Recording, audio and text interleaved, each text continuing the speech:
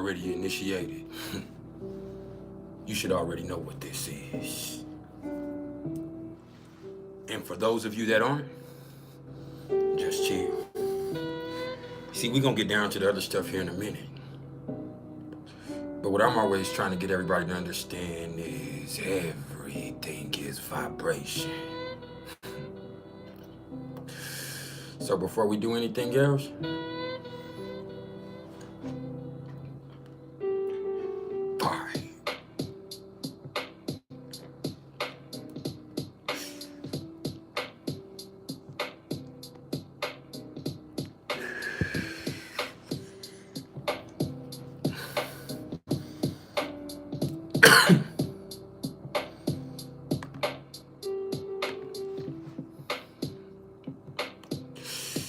Miss Blessed, how you doing? Zahir Untethered. Yeah, I'm just Kool-Aiding in the cut like a Band-Aid. Love, 1, 2, 3, 4. How you doing?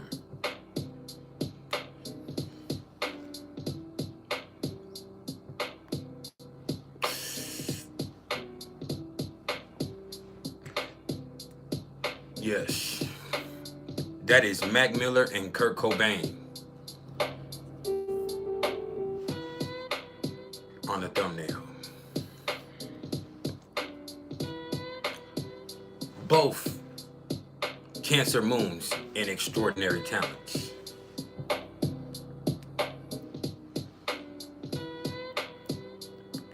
Triple Fixed, how you doing? Yeah. Just why?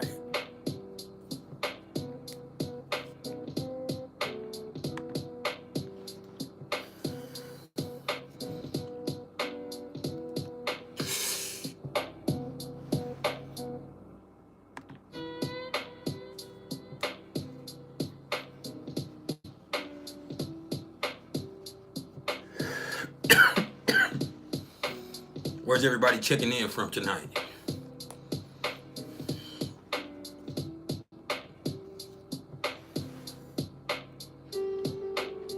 Make sure you hit the like button. Let me fix my light real fast. My light messed up.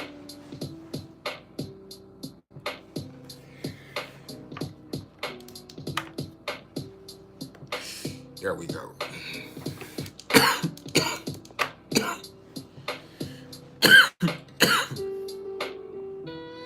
Phyllis. We got Zahir checking in from Brazil.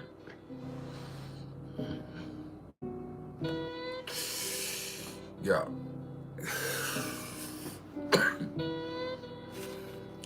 And it's 9:34 in Narnia.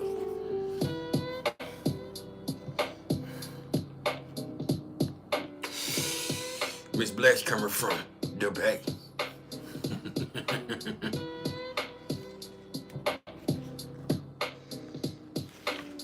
Hold up, let me get a towel real fast.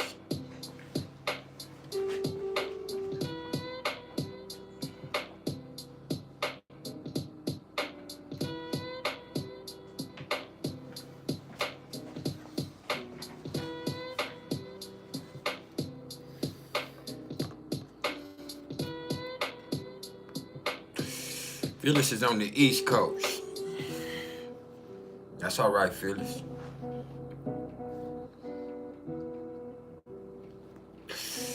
Just let that vibe seep in. Yeah.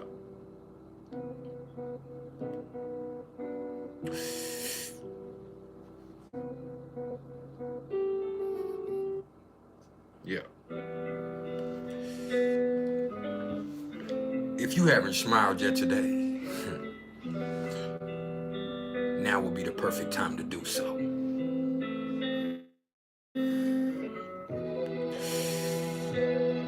Like right now.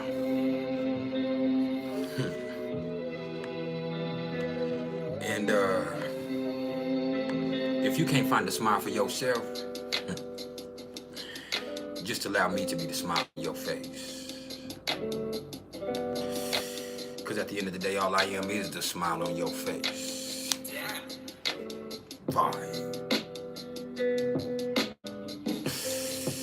All I am is the motherfucking vibe. Make sure y'all hit the like button. And in doing so, understand this is not about ego. Oh no. This is about algorithm. It just helps us expand the platform. That way, if you're not trying to hear what I'm trying to say, at least let us get out to the next motherfucker who he is.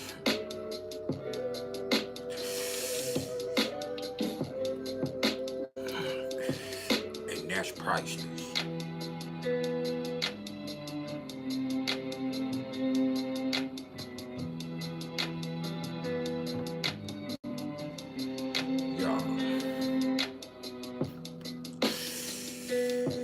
We're gonna take this to a few more minutes to let a few more people trickle in. And then we're gonna get down to the nitty gritty. And tonight,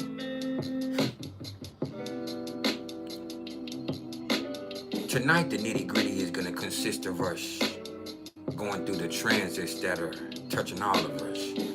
And then talking for a few minutes about the aspects that might be affecting you. And then I'm gonna open the floor up for questions. See, I have Cancer on my midheaven. And not only that, I'm also a Cancer sun, if you didn't know that. So, I'm ready to go to work. Just a second.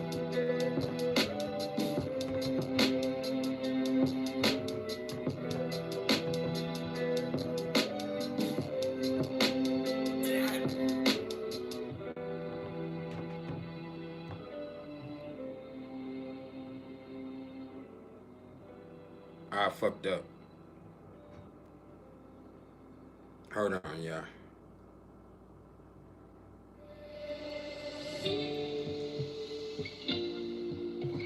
I gotta tell my kids good night real fast. I'm texting my babies good night.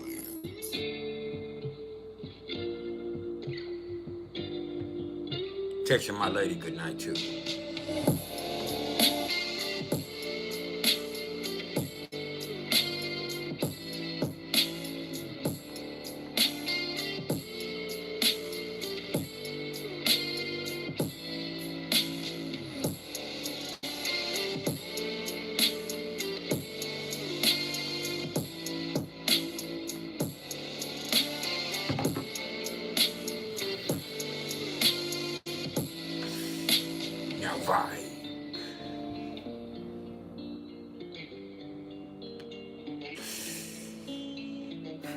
This is not Nirvana. No, this hurts.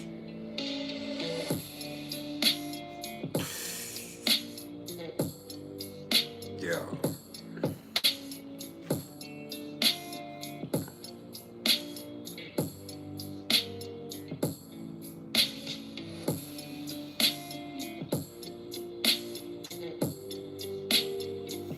Just let that vibe hit you. Hey, you might need it.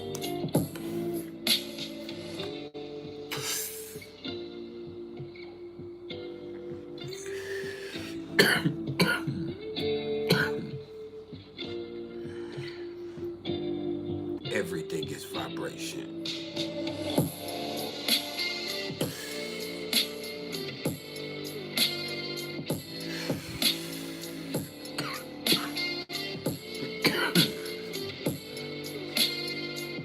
Sage Corner.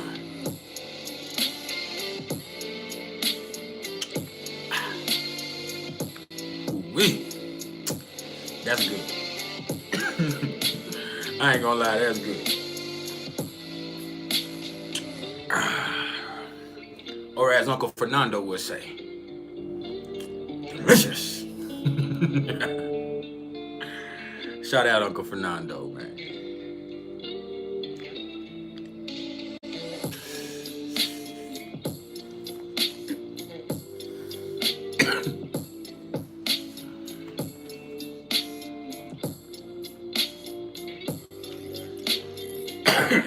Say,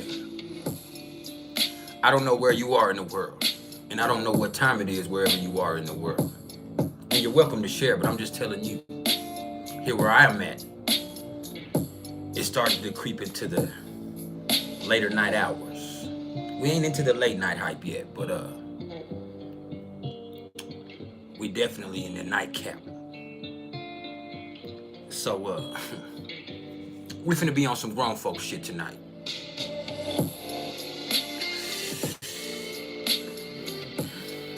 The Sun, Mercury, Jupiter, Chiron are all in Aries. So I'm gonna say what I have to say unapologetically. And with the Moon in Cancer, it might get some people in their feelings. But that's all right. But I do have some things that I really want to talk about here tonight.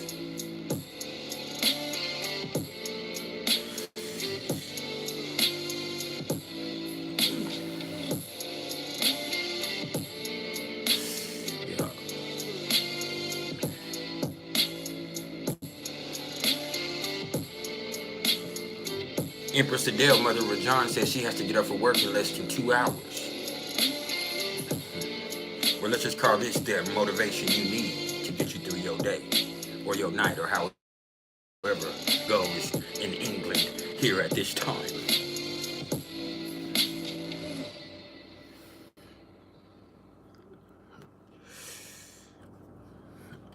This is your crumpets before work.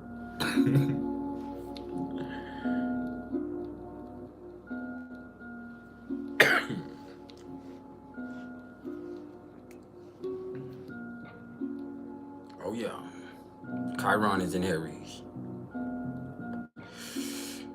But so is Jupiter and Mercury and the Sun.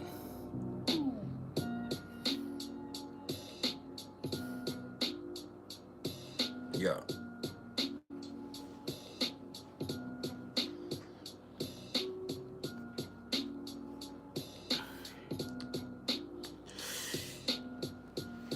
It's Taco Tuesday here in the U.S.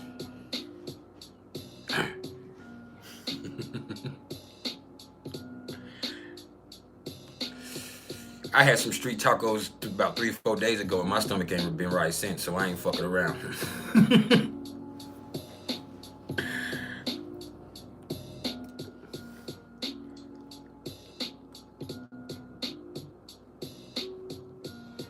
I was at a dispensary, and there's a taco truck in the parking lot of the dispensary. And what a perfect place to be. And so I ran over there and I was like, man, street tacos. And I got me some tacos, man. And shit. I ain't been right since.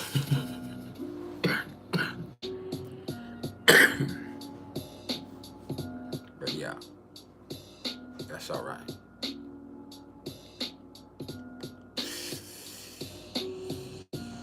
I'm a Cancer. I'm used to stomach issues. The slightest nervousness, the slightest worry, and I'm headed straight to the fucking bathroom. That's a part of having Cancer and Virgo placements, unfortunately.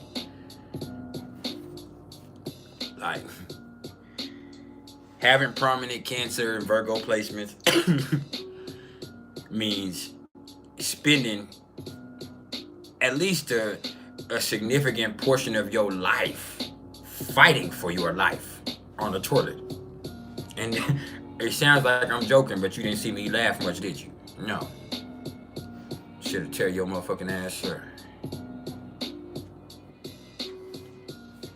For real.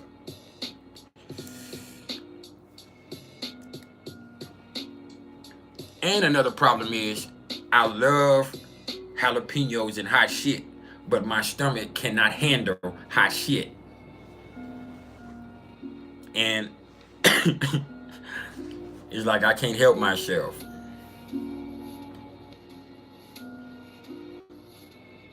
Fucking pain free. Bye. Or maybe it's just the munchies. I need everybody to hit the like button as they come in the front door. We finna talk about it. I'm just letting the vibe seep in here first.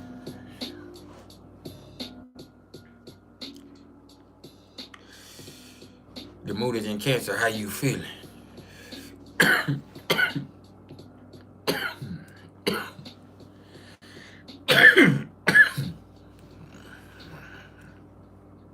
The best thing about finding a good dispensary, and the best dispensaries are not going to be those big chains, because those are just going to have, buds that are shipped from like Mike Tyson and from these larger companies. You want to catch a private group, you know what I'm saying, that has some exclusive. That's the best thing to do with those dispensaries. And then you're also able to pick, you know, what kind you want, and beyond what kind, like there's always going to be able to be that ability to pick what strength you want to a certain degree. And if you have a medical card, it goes even beyond that, because with that medical card, it goes from, being able to access, maybe 30 to 33% at the most, 35% at the most recreationally, to being able to get bud up to like 50% all the way. I'm talking about some motherfucking shit that will put your ass in Frankenstein mode for real.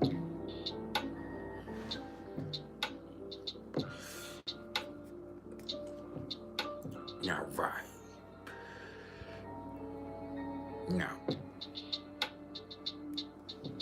we finna talk about what's going on cosmically, man. It's about that time for you to open up your ear and let me crawl into your mind. Yeah.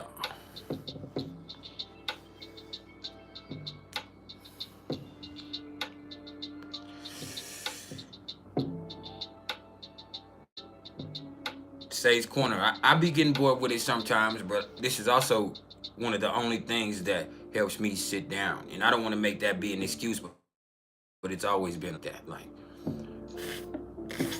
I probably need to be on some type of other medication. I have ADHD, but the problem with that is especially for me now, is I have had problems with stimulants, especially with methamphetamines or amphetamines back when I was in my addiction. So I'm not like I'm not somebody that needs to be taking Adderall.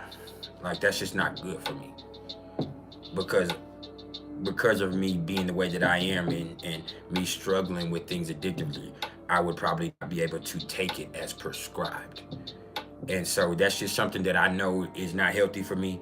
My mom, when I was a kid and they took me in to test me for, ADHD and ADD, they definitely said, hey man, he definitely probably could use some medication. And my mom also said, no, I'm glad. I just wanted to know what I was dealing with, because I want him to learn how to control himself. And so over time, with me having Mars in Capricorn, and me being the type of person that I am, I was able to calm down. But it's taken years, and even now, to keep me from pacing back and forth across the floor, cannabis is really the only thing that allows me to chill out and not be up and be all over the place. And if not, I would sit here and drink coffee, or I would, I used to smoke cigarettes. I haven't smoked cigarettes in about almost 2 years now, and that just seems gross to me now. Like, the smell, the thought, all of that shit is just fucking nasty as far as cigarettes go. So I'm not sweating no fucking squares. But bud and the occasional drink, that's all right. But I really don't like being drunk either, because I don't like the feeling of being out of control. I've never liked that because of my emotional nature. You know, even for me, when I did stimulants, and even when it came up to stuff like ecstasy and stuff like and meth and coke and stimulants like that, like, I was the type of person that when I did those things, it just made me sit down and be quiet. It kind of affected me the opposite of other people. Like, doing that stuff just made me get inside my head, and I would definitely be all over the place, but I'd be all over the place in here instead of being somebody who is all over the place in other realms. So that's just kind of what happened to me with that. Is, most of the stuff that I do, and cannabis is a stimulant, whether you know it or not. And so fucking around with it is going to, at times it just chills me out. It doesn't do the same to me as some people. Makes them really nervous, and it makes them really hungry, or it makes them really this. For me, it just mellows me the fuck out, and it helps me. It doesn't make me, it helps me if I don't, take it too far, which I always do. It helps me stay centered, and it helps me, keep myself calm. But at the end of the day, it's still an addiction. It's still, and I'm a person that's very real, and I'm the person that's always accountable. It's still an addiction. It's still something that you are using as, especially as a Pisces moon, that I am using as a crutch or an escape, or as something to, mellow myself out from really being active as I could be in life, or in things, or the way things are. So it definitely is something that, is addictive. It is something that, I myself am aware of, that I have kind of used and been into since I was like 13 years old. And so because my father allowed it, I was just, really into that type of stuff. And I was really, you know, I was really just opened up, to being able to experience with that type of stuff, because I wasn't raised right. That comes to having, the Black Moon Lilith in Gemini in the eighth house and all that type of shit. Just, you know, the type of shit that, you know, I went through, and the dangerous lifestyle and the abuse I experienced, and all of that shit, kind of as a culmination, kind of made me be privy to things that I shouldn't have been privy to at a younger age. And so just all of that, man, it it's a big thing that, especially with Saturn being conjunct to my moon right now. Just think about it like this, with Saturn being conjunct to my moon right now, like I'm having to really assess this in a different way. And I smoke a lot, but I've actually smoked a lot less, because I'm so stressed. It's not in the mood, and because I'm in a room, and I don't need to be smoking in here too much, or I'm gonna get myself in trouble. So I have to be cognizant of what's going on. I have to be discreet about everything. So with that, it's made me kind of slow down a lot. But at the end of the day, with all of it, knowing that it's something that I use like that, I'm starting to be more aware that there's gonna have to be a point in time in my spiritual process where, even though I love smoking and y'all love seeing me smoking, y'all love smoking with me and that shit, like there's gonna be a time in my spiritual growth where I'm gonna have to get away from that. And it's gonna have to be soon. Like Saturn is gonna go into my sixth house next year. I am fucking 36 years old. You know what I mean? And I'll be 37 in a couple months. So for me, like, hey man, like I have to be more serious about my health, because it is mind, body, soul. If I'm gonna be able to be here and really help people, then I need to be healthy, because I don't go to the doctor. I don't take a lot of medication. I work out and all that stuff, but that doesn't take away from the fact that I don't eat healthy. I smoke a lot of weed.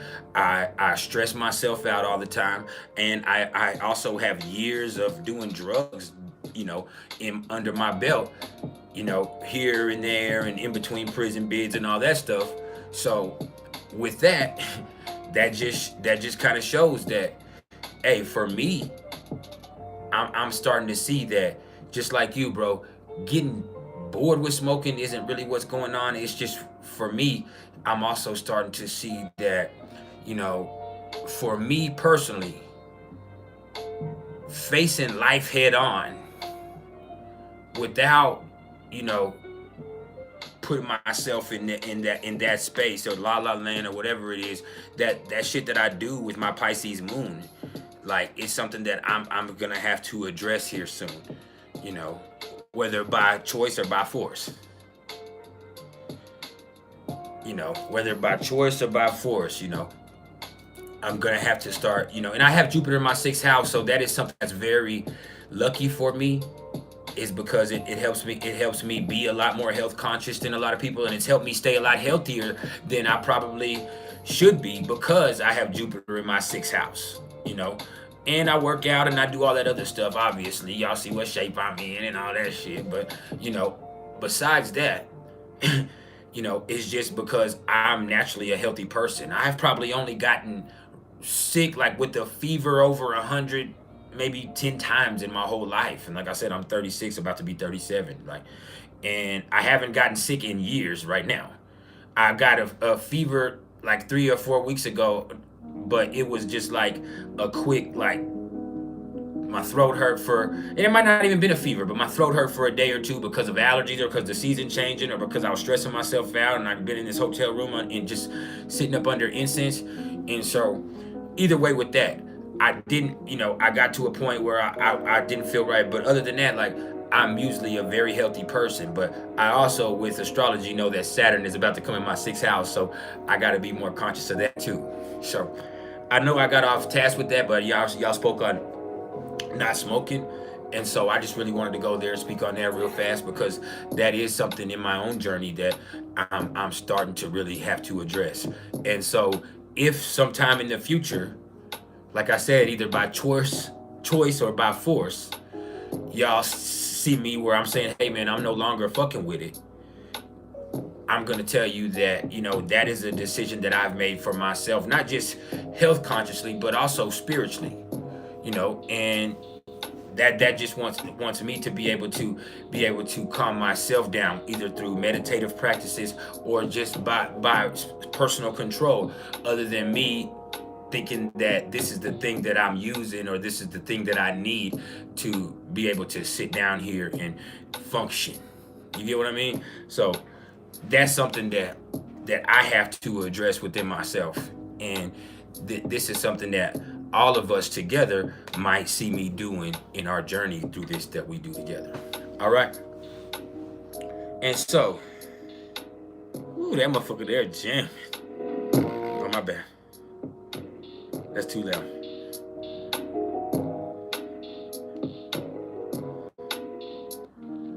Anyway, so let's talk about what's going on cosmically real fast.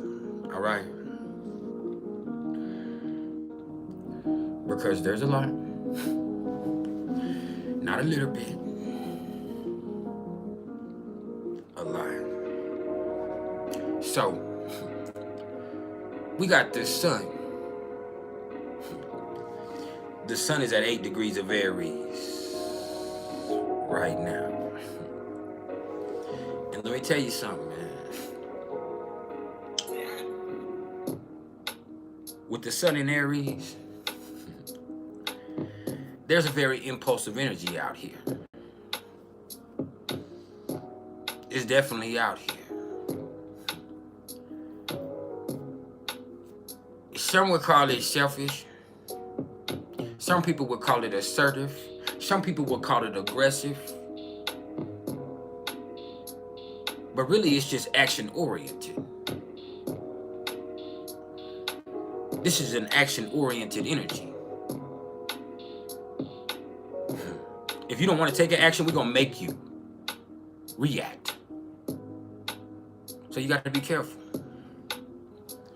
And then also understand, this 8 degrees Aries sun is square to the moon and trine to the black moon Lilith.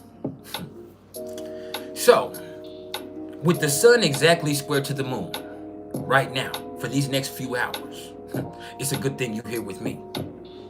Because spiritually, from a universal standpoint, when the sun is square to the moon, this is that quarter moon at its exact point. You understand? This is the quarter moon at its exact point, which basically means, you know, this is just a powerful time where we can start to see and feel where we are in this current cycle since the new moon started. And so whatever intentions or manifestations that were put into place right then at the point of that new moon right there, these are where they're going to start to come into play. All right, these days right here and these upcoming next few days, this is where you're going to start to see that come into play, depending on what you have going on personally.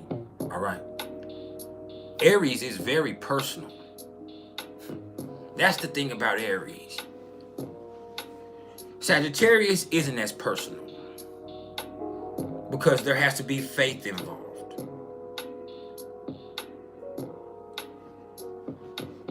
Leo, pride and confidence. But Aries is personal. That's courage. That's the fight inside of you. And it's also the flight inside of you. If you gotta run, you better run fucking fast and get the fuck out of there. And Aries gonna run the fastest. Gemini is quick, but Aries is fast, baby. And we talking about a straight line. And so with Aries, it's personal. What are you going to do on impulse? It's your first feeling, your first thought.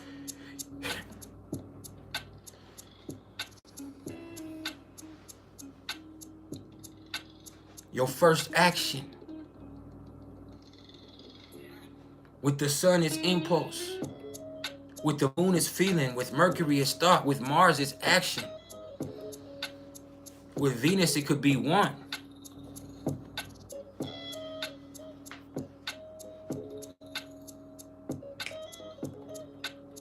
So,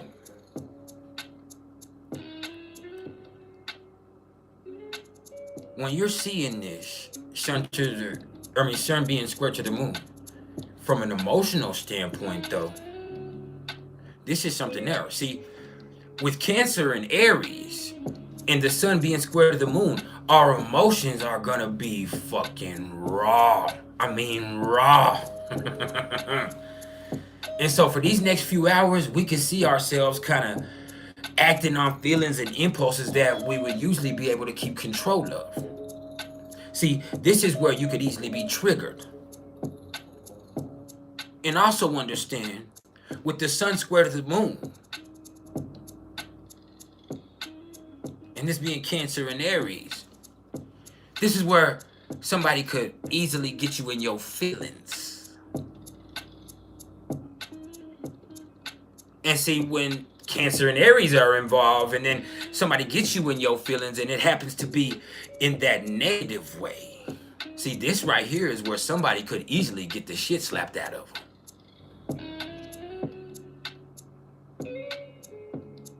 Like, that's what it is. That's true. This is Cancer and Aries. Capricorn is very assertive, and Capricorn is the type of energy that, hey, they might piss you off, they might push you, but Capricorn ain't trying to fight you in a lot of instances, because guess what? That could get them in trouble. No, they'll fuck over you in a different way. They'll fuck your life up. Reactively. But see, Cancer and the emotions that come with Cancer. That's why Cancer is the most dangerous sign over Aries and over Capricorn and over Scorpio. Because it's about the reactions. And so when this is active reactions with the sun square to the moon, and this being Aries sun and Cancer moon, that's what happens is we in our feelings. And this is an open expression of feelings with Cancer being at home here in the moon. Or the moon being at home here in Cancer. I got that backwards, pardon me. When you have that, and you have the sun being exalted in Aries, and this cardinal conundrum, it comes through as, hey man, there's going to be feelings that people are going to act on that they normally would be able to keep control of. And so that right there,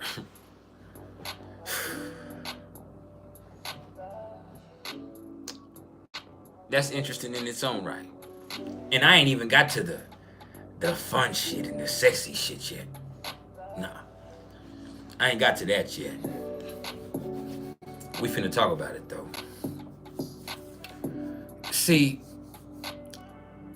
the sun is also trine to the black moon Lilith. And before I even go into that, I need everybody to hit the like button right now. If you're here and you haven't hit the like button, what are you doing?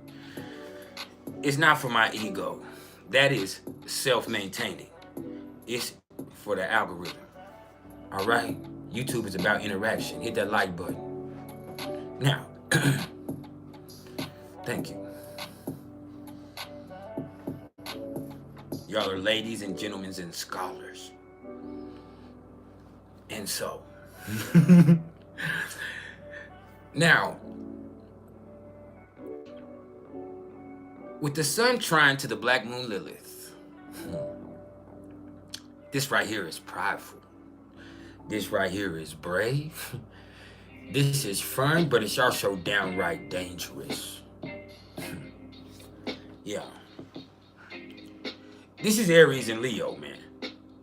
So there isn't going to be a lot of backing up going on for these next 5 or 6 days. No. There ain't going to be a lot of backing up going on. No, this is energetic expression at its hottest point. Yeah. Are you bad about it? Oh, yeah. See, if somebody feels some type of way with the sun trine to Lilith and the sun being square to the moon,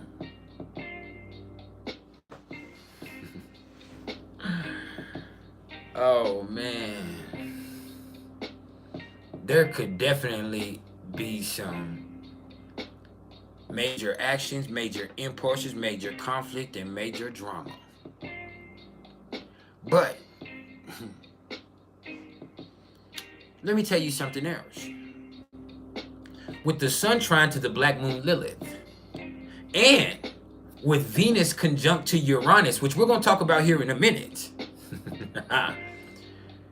Hey, motherfuckers are going to be shooting they shot right now. People are going to be shooting they shot. It happened to me today. And I had to say, hey, man, the fuck? Get off my page, man. I was married now. But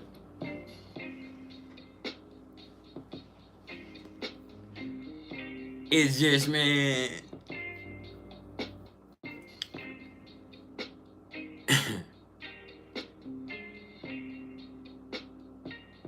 With the sun trine to Lilith, this is passion. This is pride. What they say on Cool Runnings? I see passion. I see pride. I forgot what their station. I see power. All that shit. But yeah, man. There's definitely some major bravado out here. This Aries and Leo. So also understand from a combative standpoint and from a spiritual standpoint.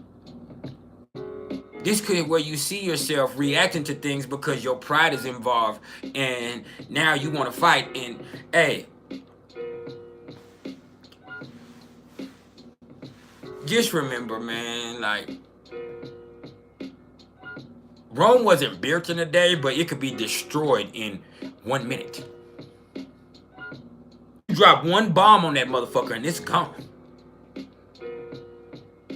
That's true. So, with this right here, I've even seen myself, and I'm always like that anyway, but I have actually seen myself just today.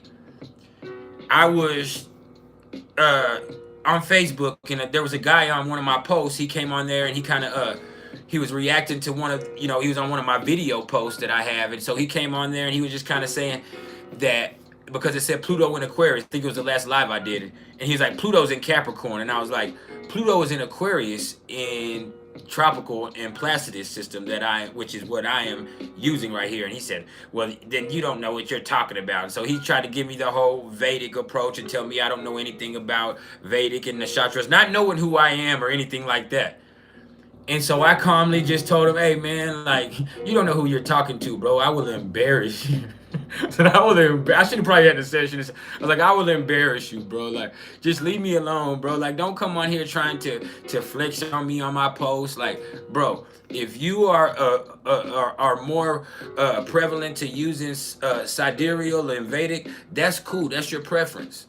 Go to that. But for me personally, that's not my shit right there right now. And I have actually done that. And I also remember a time when I, tried to act like I preferred Vedic because I felt like it made me feel more intelligent or more adept at astrology than everybody else. And so I kind of just like, I kind of just like, you know, I wasn't with that.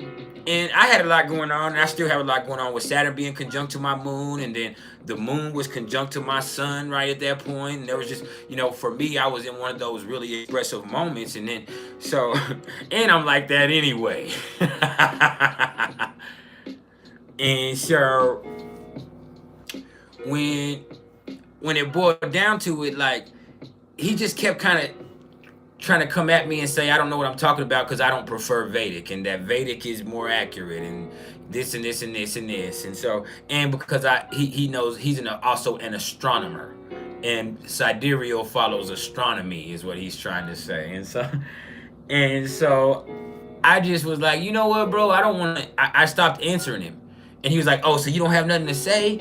Oh, your logic can't handle this. I was, I was too intelligent for you. Well, damn, you teaching people something that you don't even understand yourself, and this and this." And so I finally just said, "Nah, bro, I just don't want to argue with somebody who clearly isn't very intelligent. And I also really am not a fan of being able to have conflict with people that I cannot touch personally." So I went there with that sunshine Lilith, that Aries energy. And so I just said, I went there like, so bro, and he left me alone after that. He never said anything again because, I had to basically let him know, like, bro, like, I get tired of talking real fast, bro. You know what I'm saying? So all this motherfucking bumping you doing, like I'm getting, you know what I'm saying? Like I obviously wasn't engaging with you anymore. So why are you still trying to press my buttons? Like I'm telling you that I'm not going to engage with you anymore because you're pressing my buttons that I'm not going to be able to give the reaction that I want to give because I cannot personally be able to get in contact with you. This is social media. And so I don't want to argue with you and be angry when there's no way for me to express that in the place that the anger is triggered by. And so for then I'm just mad, and then that's not going to be healthy for me in other ways spiritually. And so I just was like, hey, bro, stop playing with me. But I also know that the sun was trying to Lilith and I have all this personal stuff, so I should not have reacted like that personally. But basically I was just like, bro, I'm tired of arguing with you and we can't fight, so leave me alone. That's basically where we were at with it. Like, and my pride, and I knew I was getting to that point where I was getting annoyed and I was about to go there, and I sure enough went there. And it was pointless for me to go there too. Understand, spiritually, it was pointless for me to go there because I can't be in contact with him. I can't do that to him. So there was no point, and I shouldn't either. Spiritually, I should be the type of person, if I am where I need to be, that is able to handle verbal jabs and just keep on going in a spiritual place. But with me being the type of person I am, and from my background, I allow my bravado to get into the mix at times. And so it's just more or less, I'm like, okay. And so this kind of got to the point where I was actually really out of line for even expressing that energy in that way, because that was contradictory of everything that I was even saying to him. Because me knowing that we were on social media, there's no point for me even saying, oh, I don't like arguing with people I can't touch, because that was like me gaslighting him, or me me trying to punk him, and to, or really just me making an aggressive move towards him to say, well, where you at, or this or that. And so with that right there, like that right there is a person, with the sun trying to Lilith, letting their pride get into the, and it's just a perfect example of somebody letting their pride get into the mix and just acting out in a way actively that they normally wouldn't have. And there was nothing wrong. Like I just said, I didn't say anything. I just kind of was like, hey, you know what, bro? I'm tired of arguing with you, and we can't fight, so leave me alone. But I shouldn't have even said that, is what I'm saying. Like, I shouldn't have even said that, from a spiritual standpoint. Now, from a personal standpoint, that's fine. But from a spiritual standpoint, I should have just kept ignoring him while he had jabbed me and just kept scrolling, because I should be able to be in an unbothered place by that type of thing. Because we can't fight, and we shouldn't fight, and there's no point in me fighting, because I should just be trying to love him and help him. And if not, I should be allowing him to live and be free. And so that's what you can do in the best way spiritually for somebody. And so I had to really look at that after the fact. And I'm not going to apologize, but I know that even in me going there, I kind of let myself down in my own standards spiritually, because with me having so many Leo placements personally, and Lilith being on my Venus in Leo, which is my chart ruler, I'm not gonna blame it on that. And like I said, the sun being square to my sun, and the moon being exactly conjunct to my sun, with all of that stuff, and Saturn being conjunct to my moon, and Pluto being conjunct to my natal Mercury, all of this stuff I have going on right now. With all of that, I should still, be in a place where I'm being my best self, because people pay attention to me. And I think that's another lesson that I have to learn with Saturn being conjunct to my moon in my 5th house, is I am a leader and people do pay attention to me. And so the way that I react, the way that I handle stuff, and even with Mercury in my 10th house in Leo, and Pluto being opposite to my Mercury, and Pluto in Aquarius, I have to learn how to handle myself in a different way with people.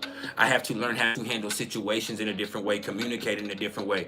Because in order for me to be my best self, in order for me to be at my highest point, that's another step in my transition. And so for me, being truly special is being truly loving, with my 5th house being in Pisces. And so it's not me being this ass that just shows out. And even though I'm greatly talented, and I am a person that's tough, and I am brash in a certain way, I should never be this person that is expressing myself in this way that is diminutive or fucked up towards anybody. Because for me, my highest expression is unconditional love, because that's where my greatest gifts come from. And so with that, you just have to assess your own personal stuff. So the moon is at 8 degrees of Cancer right now, just so y'all know. And we kind of talked about what this moon has going on, because the sun is square to the moon right now in transit. So that really is all there is that's prominent going on with that Cancer moon. And when the moon is in Cancer, your emotions are just there, and they're on the surface, and they are flowing more expressively than usual. And whether you can channel that creatively, or whether you're somebody that has to just let it out, this is the best time to get you a good cry in. This is the best time to get at home with yourself and get comfortable with yourself. And the best place to do that is your most comfortable place, whether that be at home. Some people feel at home in the workplace, some people feel at home in other realms, but that would have to look at the house placement of where Cancer is in your chart and the things like that. But with this right here, just really expressing yourself as far as your emotions. And with the sun being exalted in Aries, and Aries being right there square to the moon, once again, this is the fullest expression at its hottest point. And so this water right now, this is not cold water. No, this is warm tropical water. The waves are crashing, and you gonna surf or you gonna swim, but you need to be in that water. That's what I'm telling you. Now, Mercury is at 19 degrees of Aries. And with Mercury,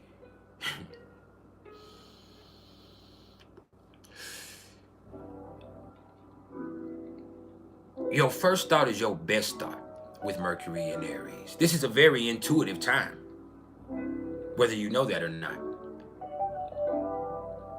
And hey, things are coming in fast, and you just need to be able to process them. Pardon me. And people are more assertive in the way that they're handling things. People are speaking a little more, I don't want to say aggressively, but I do want to say that people ain't beating around the bush right now. You know, pay attention to the things people are saying to you while Mercury is in Aries, because most of the time, this is the truth. And it's not because it's in Sagittarius. It's because they ain't nobody playing around. Ain't nobody beating around the bush. And nobody's worried about your reaction either. They're just saying what's on their mind. And people are a lot more impulsive mentally. So it is a very intuitive energy, but just as much as those thoughts are coming in fast, people can be fast to say some things or do something that they normally wouldn't do with Mercury in Aries, especially depending on where you have personal stuff in Aries in your chart. And so Mercury's also conjunct to Jupiter right now. And so with Mercury conjunct to Jupiter, you know, this is just positivity in the highest vibration of this manifestation. All right. But in Aries, there's also a certain brashness that can be crude or savage or reckless. So if you allow yourself to react with impulse, there might be some times where people don't get the reaction that they expected, or sometimes you give somebody exactly what they were looking for, whereas usually you might be able to be a lot more tactful. So it's like, hey man, what I have to say might be more important than what everybody else has to say right now. And so that right there can breed conflict. Either way, I also say this, with Mercury conjunct to Jupiter in Aries, there's definitely a anything is possible mentality and outlook out here today and for the next couple of days. And so it's definitely a perfect day to start something new, especially something communicative or literary, anything like that. And so it's a perfect day to initiate a conversation or shoot your shot too. Once again, when I say the sun is trying to Lilith, Venus is conjunct to Uranus, and Mercury is conjunct to Jupiter in Aries, people are going to be a lot more willing to shoot their shot right now. Like, hey, what's up?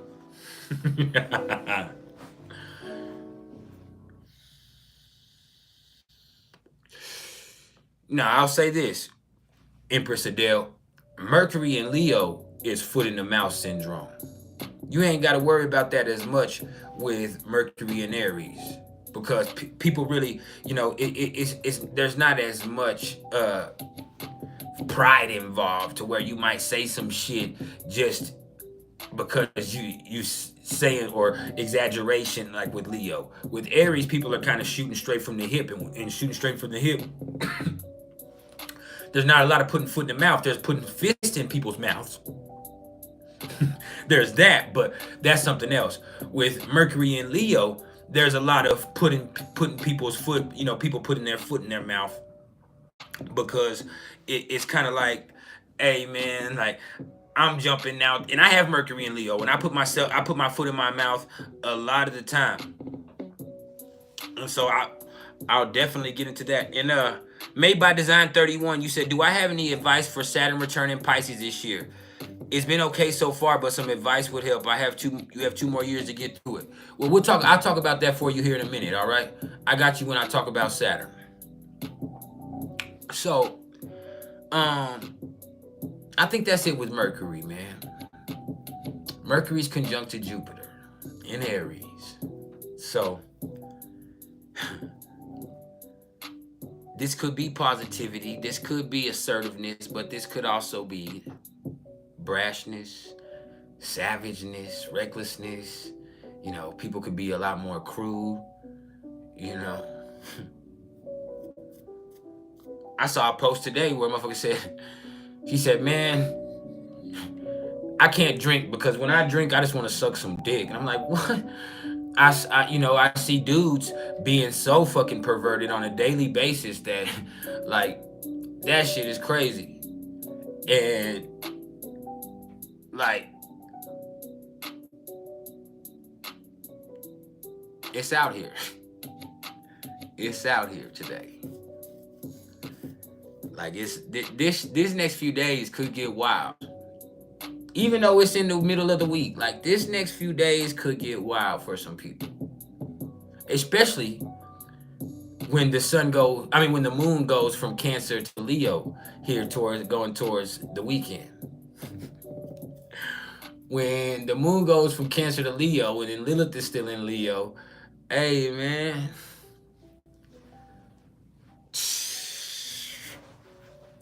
it's gonna be interesting because Venus will still be conjunct to Uranus.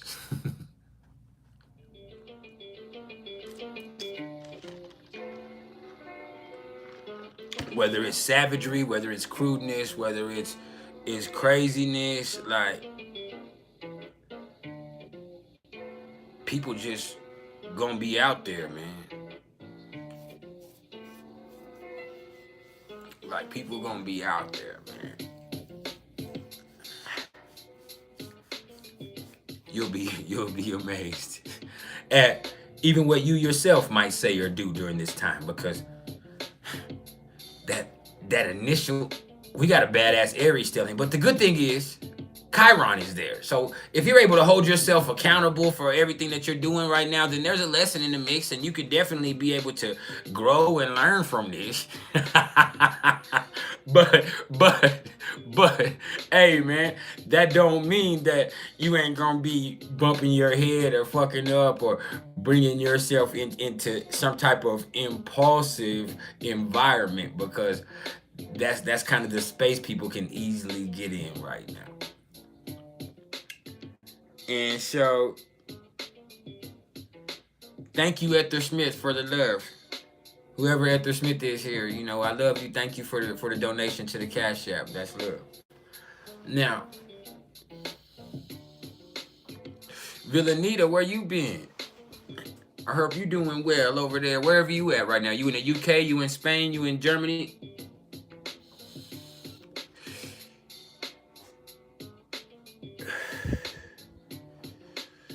So yeah. Look, Kurt, they started smoking. Don't let me influence you. I got a problem.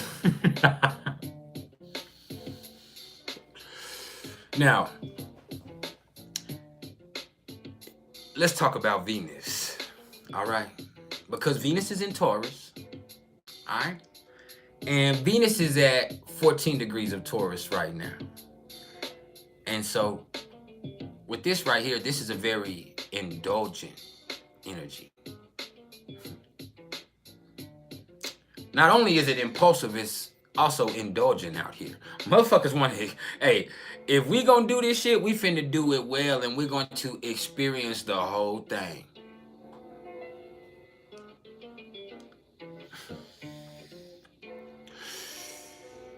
Like that. This is where hedonism can come into play with Venus and Taurus. This ain't Venus in Libra, which is definitely more oriented towards another person. This is Venus in Taurus. Do something to make me feel good.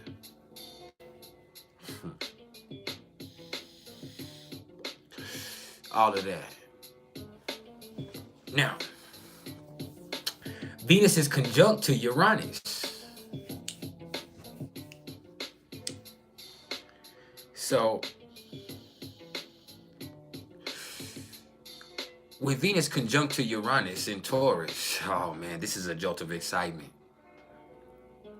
Taurus is chill, but this right here, no, this ain't chill. This is a thrill. Yeah.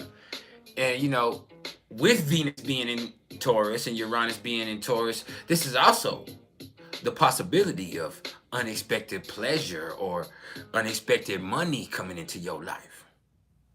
That's the truth. Oh, yeah. See, this is where you could come up with exactly whatever the fuck you've been attracting in your life. Yeah. And that could be a good or a bad thing. You know. See, you could also, with Venus conjunct to Uranus, and this being in Taurus especially, you could also kind of feel what's it called? A craving. You could get an unexpected craving. You could all of a sudden feel an unexpected magnetic attraction to somebody or something right now. Also, all of a sudden you're like, man, you know what? That motherfucker there is kind of sexy.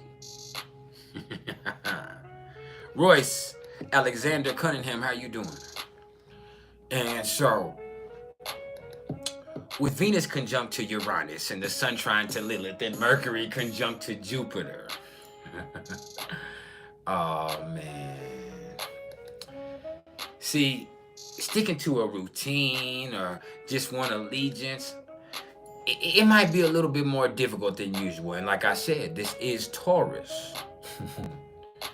So I'm also telling you that you could definitely see the possibility for you to come into some unexpected money, or having unexpected expense also could come up at this time right now. So this is going to last for the next 5 days. So we're going to have this play all the way into Saturday evening, which is quite interesting. So let's just make sure that Sunday we don't have no regrets.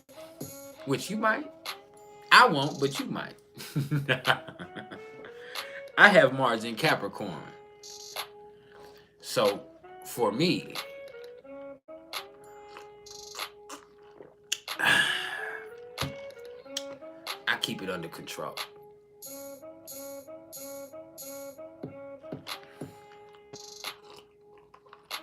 If I did it, it was a part of the plan.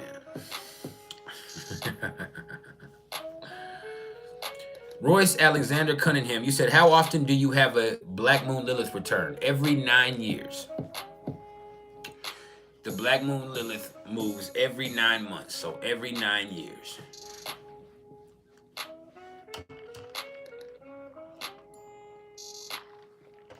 And so,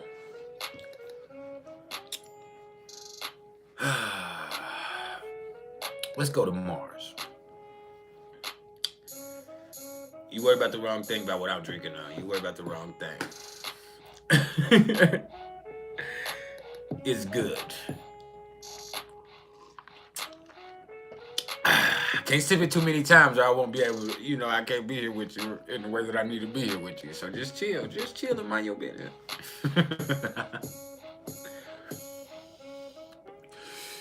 So, Mars is now at 1 degree of Cancer. And Mars is in its fall in Cancer because everything right now is just, it depends on your mood of the moment. It depends on how you feel. And the thing is, how you feel is always changing. And so your feelings don't come to the surface directly. So you can see some passive aggressive actions coming into play, or you can see people trying to get in charge of things through indirect forms of assertion. And that's usually never helpful.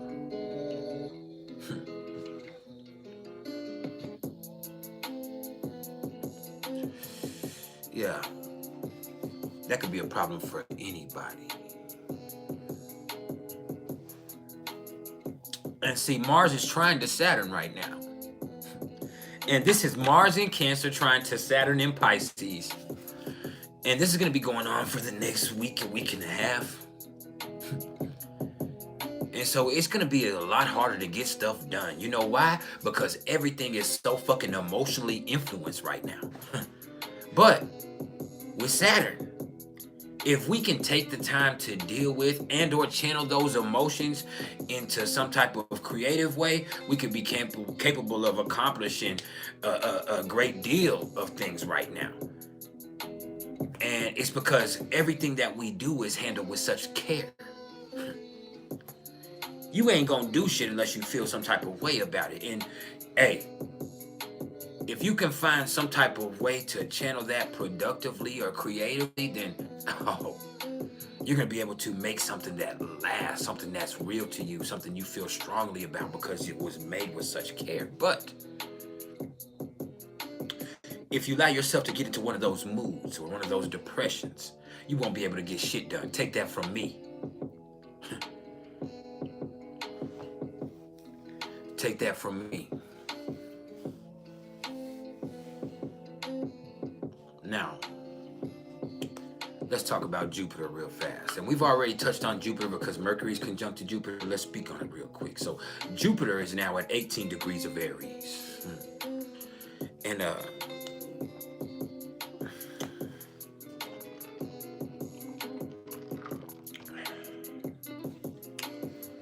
what you gonna do about your situation?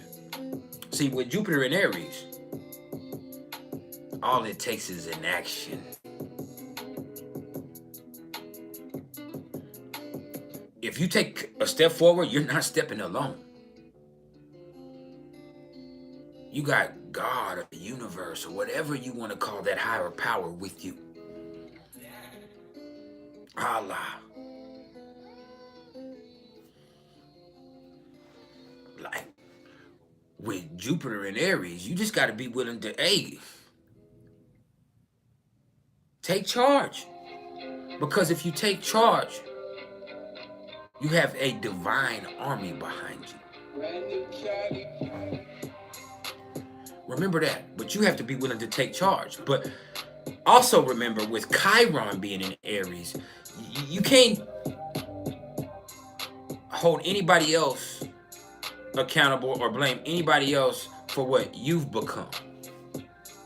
See, wherever you are, whatever you've become in your life, you can't blame nobody else. With Chiron also in Aries, and Chiron is at 15 degrees of Aries, I think. So with Chiron at 15 degrees of Aries, understand, like I've been telling you, as Chiron moves with Jupiter in a certain to a certain extent, and as we see, the Sun with Lilith, and you see all of this stuff going on, and Mercury with Jupiter, you're gonna have to realize this is definitely about effort and action, but it's about conscious effort and accountable action. And I've been preaching that to you because that's real. It doesn't mean do nothing, but it also means you cannot blame anybody else for the actions you are taking or the spot you are in life. If you got scared and you let fear stop you, then, that's something you need to deal with inside of yourself. If you have got to a point in your life where somebody is using you or abusing you, it's up to you to decide to fight back or get the fuck away. We only get what we allow. So whether it be action or allowance, we can never hold anybody else accountable for who we are, what we've become, and where we're at in life.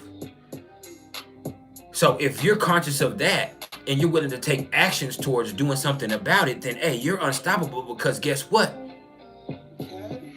You have something moving with you that is going to help you build up momentum into where you cannot be fucked with. But there's also a thing where if you get into that negative vibe and you allow anger to take over, then guess what? Anger is going to turn into a conflict with self that is going to be another wound that you're going to have to heal, that gets in the way of you moving forward.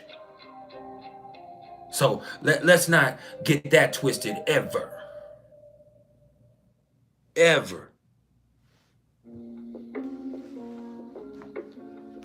Yeah, man. And then y'all want to talk about Saturn? Saturn is at 2 degrees of Pisces.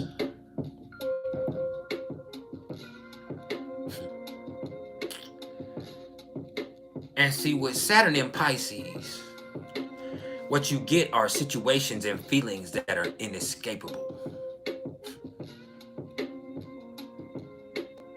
Everything sticks to you like mud. You're more sensitive, you're more raw than usual, and so things bother you more. You want to isolate and medicate, but that shit don't work either. It ain't the same. It don't help. You could even see yourself getting into situations where you're not able to isolate or medicate, or you could even see yourself getting into more trouble by doing so. You try to isolate, you try to avoid, you try to medicate, but guess what? Now your ass done caught a case. Now your ass is in trouble. Now you are addicted to some shit. Now your ass is making it worse. Now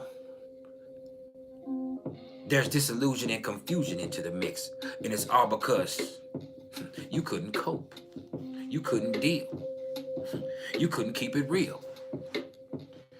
See, with Saturn in Pisces, the past has way too much of an influence over what's going on with you personally. And so what ends up happening is that starts to affect your perception of the present moment, and it starts to delude your faith in the future. So yeah, here we are. And with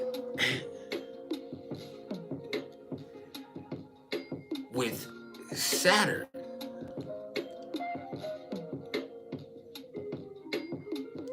and people who have their Saturn return going on right now, and people also like myself who have Saturn conjunct to their moon and Saturn square to Saturn, because see, my Saturn is at 4 degrees of Sagittarius.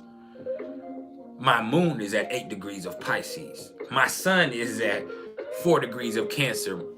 My Pluto is at 4 degrees of Scorpio. So Saturn is trine to my sun and moon right now. And coming into a sun and Pluto, pardon me. Saturn is trine to my sun and Pluto and coming into a conjunction with my moon.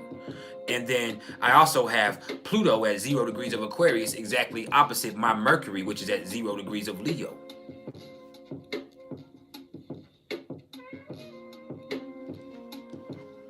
And so it would seem I'm being humbled.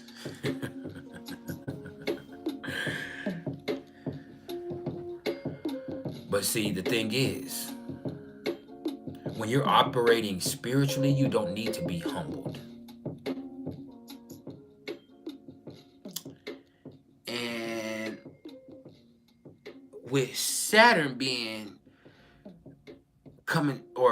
in conjunct with your natal Saturn, just understand this is a time in your life where, you know, once again, as I'm talking about, there's going to be stuff that you're going to have to deal with, whether it be in your 4th house or your 2nd house or you know, your 10th house or your 6th house. There's going to be stuff to where you have avoided that. You have tried not to deal with it for an extended point of time. You might have just thought that the healthiest thing you could do was stay away from that. But the thing is, you never took care of that. You never dealt with it. And so in avoiding it and staying away from it, it has now become this situation that is now, it's like unavoidable.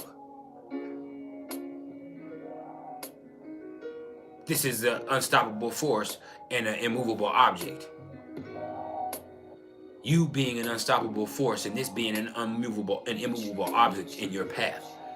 So with that happening, you're going to have to see stuff, whether it be relationships with your parents, whether it be stuff that you ignore, whether it be legal stuff, whether it be relationship stuff, whether it be ego stuff, whether it be any of that shit, depressions, whether it be addictions, all of that stuff that you just kind of push to the other side, it's gonna now come tumbling back. And so the past starts to have a major influence on the present moment, which can create fears and confusion for a lot of people. But the problem is, this is about your emotions more than anything else.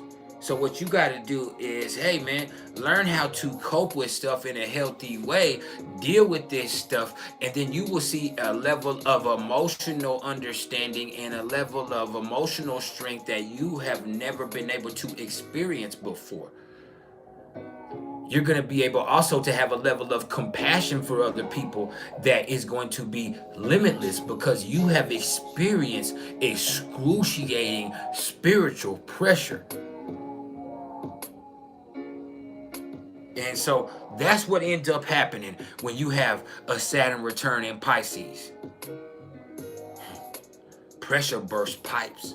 And I know these days people like to look at pressure as if it is something that makes things prominent. And maybe it does. Maybe that's true.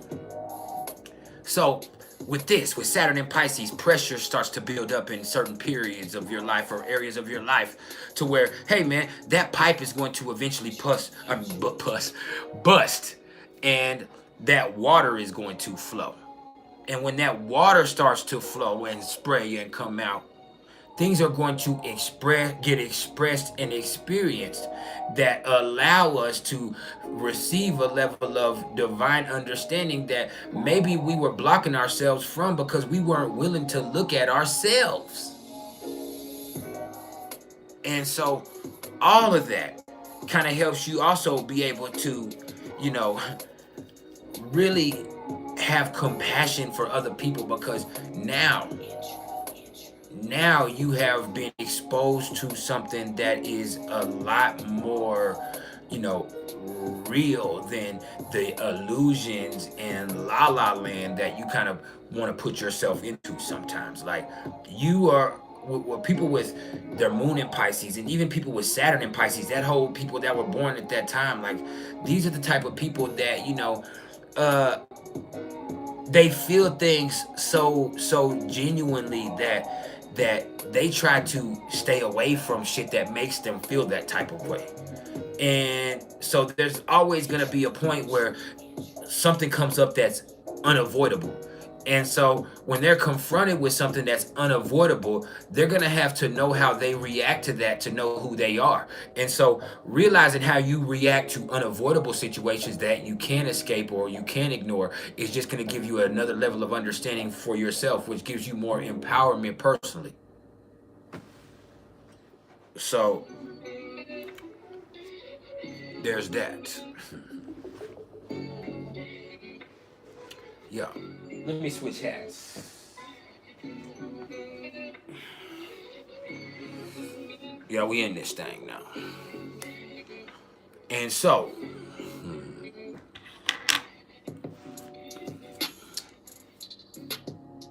Uranus is now at 16 degrees of Taurus.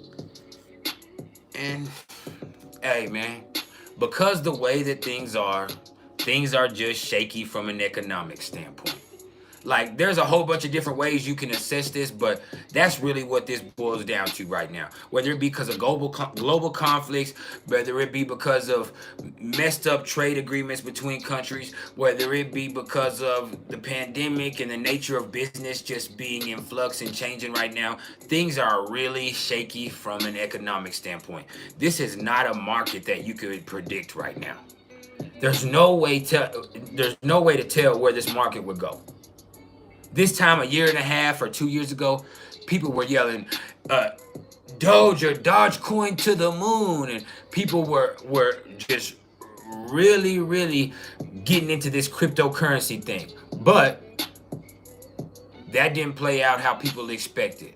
So the people that were able to get their money quick and move around were able to see a quick profit. They might have been able to turn, $50 into $5,000 at one of the best points or something like that. Or, they might have been able to really see some returns, but that shit leveled out to where that isn't doing what people thought. And then there was the whole thing that happened, with the GameStop thing.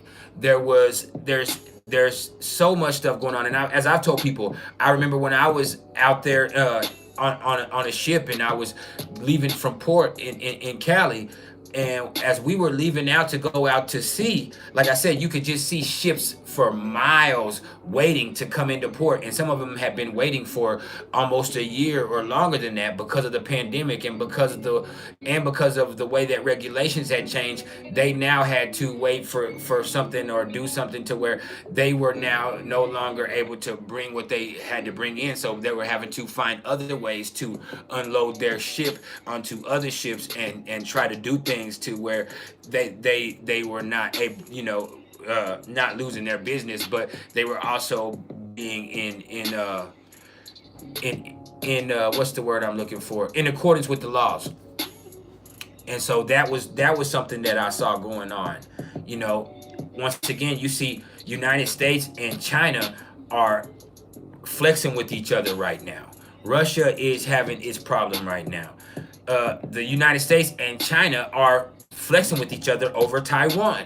And a lot of the trade, the things that we get in trade as far as imports is coming from China and Taiwan.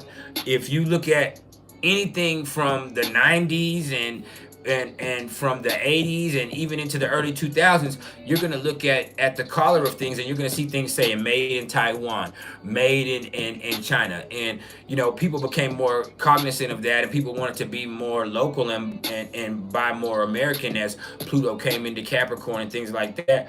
But when Pluto was in Sagittarius and when Pluto was in Scorpio, like, and even in Libra, like, you could see that the nature of the way things were going with people, because with Sagittarius, foreign affairs kind of came to the forefront, and people, that was a thing that people want to be in a positive place. With Pluto and Scorpio, people are going to want the best bargain, and people are going to want to do the thing. And Capricorn is like that, but Capricorn also has this thing where integrity and home cooking is definitely going to be in the mix because of the polarities that are involved there.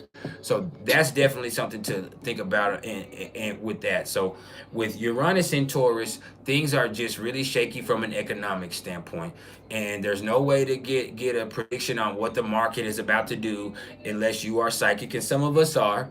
But the best thing you can do is look at your own situation individually, because you could also, because of the way things being different, also you could see unique opportunities be presented to you that normally wouldn't be there, or that didn't used to be there, or things that are just for you in particular. Even like for me myself, being able to do this and being able to professionally pursue astrology and not really struggle financially for a while there, until I got into this predicament I'm in now, which that has a lot to do more with my personal situation more than the nature of my business, because I'm not able to create as much as usual.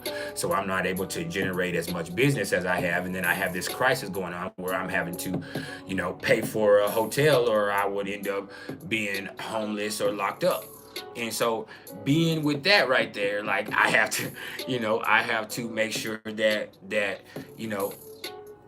I handle things differently. And once again, I could see business for me being, you know, very, very unpredictable, but there's also times where it's incredibly lucrative. So this is once again where, with Uranus in Taurus, you're gonna have to really kind of be open to the unique opportunities that are presented to you. And don't forget, even though Taurus is the bull, this is a feminine energy. So be receptive of the things that are for you, and be patient, and just try to do whatever you can to secure your position on your own. And you might not be able to feel stable right now, but what you can do is get into a secure position to where you're going to be able to see what's coming in front of you, and you can be able to maneuver. So just think about it like that with that. And then Neptune is at 25 degrees of Pisces. And with Neptune at 25 degrees of Pisces right now, like, hey, there's a lot of bullshit going on externally. And you have so many people spewing so much bullshit and misinformation, that and you're also so sensitive to other people's energy, and people are also so projective of whatever they want to project onto other people, that the external is more confusing than ever. Which just means that you need to trust that main line to the divine. Now, that doesn't mean have blind faith, which I had somebody try to confront me with that, but that's not what I'm saying when I say that. What I am saying is, if you are struggling with reality, if you have a hard time accepting things as they are, if people are putting things onto you that, or projecting things onto you, whether it be emotionally or image wise or in any way that are not in accordance to your character, then you need to trust the part of yourself that does not get confused by external things, because you do have a divine compass inside of you. I'm not talking about blind faith. I'm talking about a divine compass. Whether you call it your higher self or whatever it is, you have something inside of you that knows what to do. Whether it be because it accepts the fact that you signed up for this and free will is in the mix, so you're going to have to learn how to accept life on its terms sometimes, or whether it be because this is some predetermined shit and this is just something that you put in your own path for you to overcome.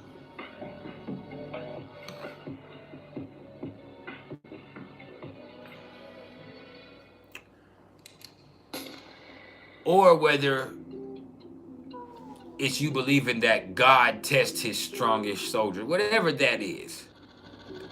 Understand that, hey, there's a lot going on externally, but you have a path on your own. And so if you get confused by external things, the best thing you can do is find some type of spiritual grounding point and try to see what your path is at that moment, because that's how you stay aiming at the center of the road. That's how you get yourself into the place that you know, external things are not so effective on you. Not blind faith. I'm talking about a divine compass. Not all this is, you know, the universe got me, God's got me, I just got to sit back and everything will be all right. That's not how it really works.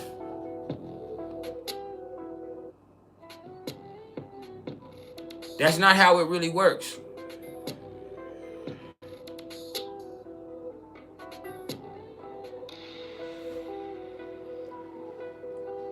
You might be fooling yourself if you think the Creator is getting involved with you personally.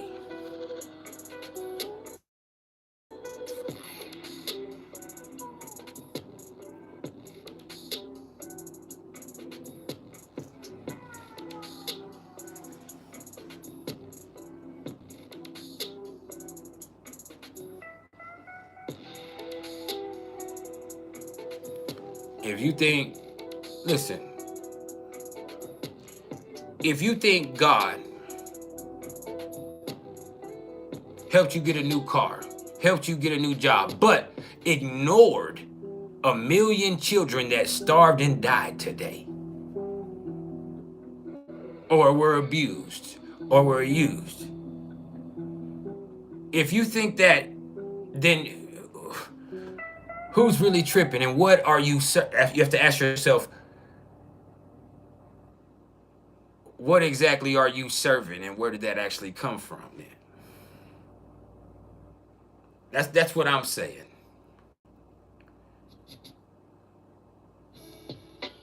See, when we think of unconditional love, we automatically take it personally because we are humans. But God's, or the Creator's, or the universe's unconditional love, the thing that God is love, or that love is the only energy that truly exists, and all of that shit. To live in that, this is not the love that humans can understand or even experience.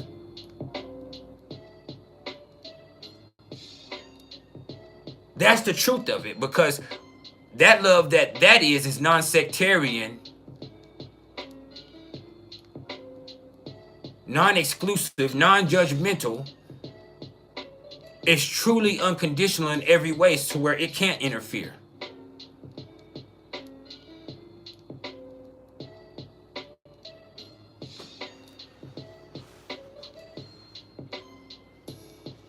I told y'all tonight I'm gonna say some stuff that might bother you, but it's the truth.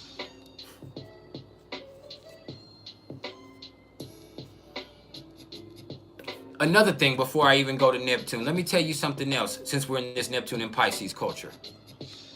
And I said this on Facebook today, but I want to reiterate this. If you only celebrate people whose skin color is the same as yours, I don't care if you're black, white, Hispanic, I don't care. I don't care if you only, and the same thing is when it goes to sexual orientation. If you're a gay person or a straight person and you only celebrate gay people or straight people, then you are a racist and a bigot. Don't ever get that twisted. Just because you're not being hateful towards another race, but you call yourself being proud of this, and you know what I'm saying? Like that is a problem. And that's not spirituality in any way. If you think that your skin color, your race, your ethnicity, your heritage, if you think that makes you better, tougher, faster, more talented, more spiritually gifted than anybody in any way, then you are really fooling yourself. And you definitely are not on a spiritual path, because spirit is about the soul. It's not concerned with the color of your skin. That's earth, physical, surface level bullshit. So if you're the type of person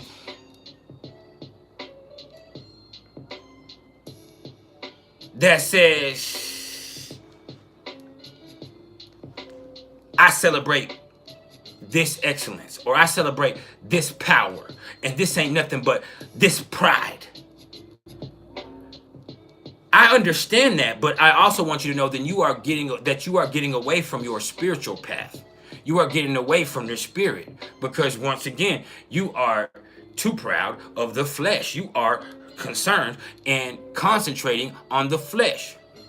If you think that your spiritual gifts are somehow different because you are a different color than somebody else, you crazy as hell. I'm telling you that now.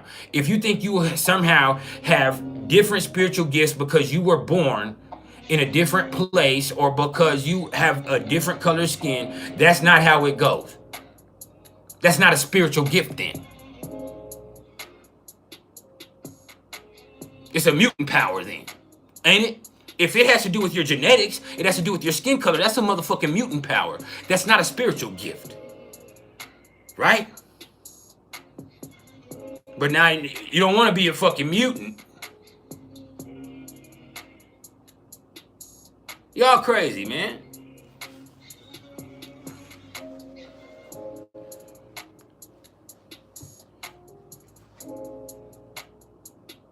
Like, when you are concerned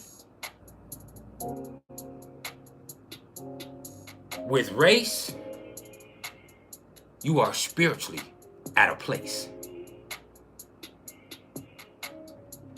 And I'm talking to people that are the same color as me. I'm talking to people that are darker and lighter than me. That shit doesn't matter.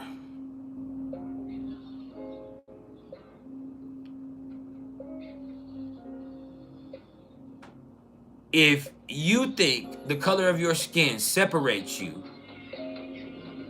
whether in a positive or negative way, from anybody else, other than the things that you have experienced on earth oppressively, which people have experienced, that's definitely there. But if you're worried about what happened to your ancestors and you're worried about what happened to your people, I understand that. But the thing is, you're holding a grudge, and that's holding you down spiritually. That's resentment. That's definitely a part of your story.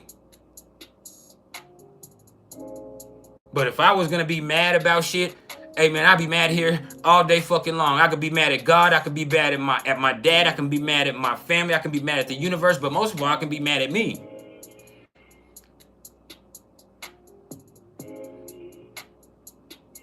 Like, that's the thing with that. And there's a whole bunch of people that could be mad at me because I've done a whole bunch of shit to people. That's how it goes. So the thing is, if you think your race, your sexuality, your heritage, your bloodline, or any of that superficial bullshit separates you from somebody spiritually, then you do not understand spirituality one bit, because you already worried about the wrong thing. So with Neptune and Pisces, I need you to remember that.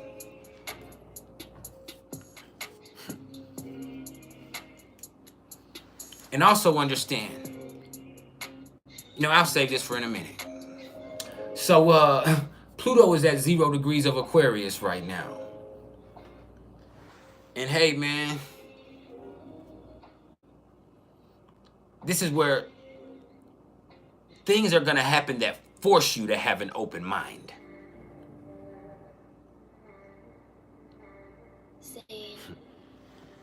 Like, for whatever the reason is, you're going to be forced to have an open mind, whether it be about your living situation, whether it be about your emotions, whether it be about your friendships, whether it be about your financial situation, whether it be about yourself or your place in the world, whether it be about your health, whatever that.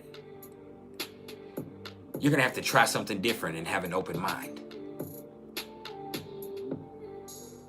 You might be forced into some type of radicalness that you usually would never even consider.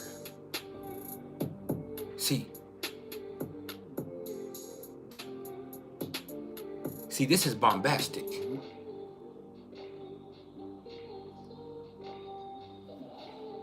Yeah, this is bombastic.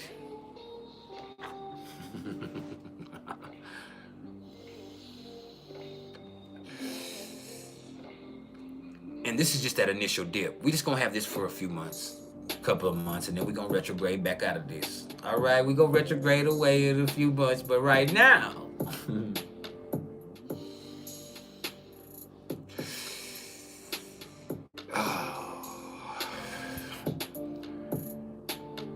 you might be forced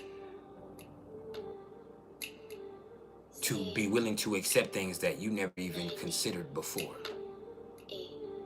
And it's not an abusive action or a destructive action. This is just the universe way of saying, hey, man, you need to have an open mind.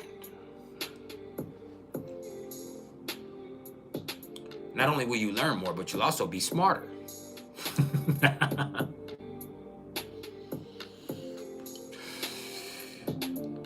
And I know that's the same thing, but that's the point.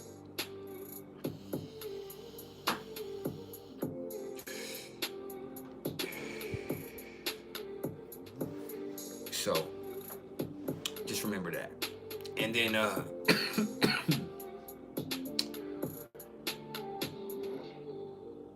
Chiron, almost died. Hold on. Chiron is at 15 degrees of Aries right now. And Royce Alexander Cunningham, I do not discuss my prices on the live. All you got to do is send me an email at mr.turner1300@gmail.com, and I'll send you a price list, bro. But I won't put my prices here on the live. I won't do that.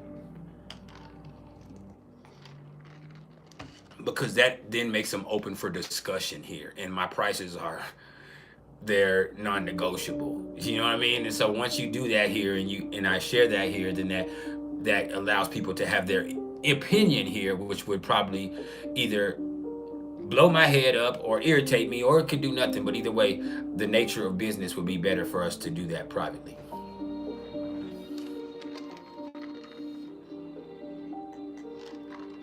So, with Chiron at 15 degrees of Aries, like I said earlier, this is just about you holding yourself accountable for whatever is happening in your life or whatever you need to do or wherever you're at.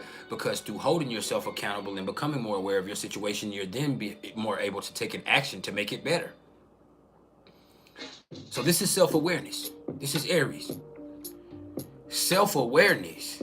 It's all gravy, bro. Send me an email at mr.turner1300@gmail.com and I got you. Now, you know, with Chiron right here, once again, it's just about not blaming anybody else for who you've become and where you are. It's just realizing where you're at and then doing something about it. And it doesn't matter where you're at.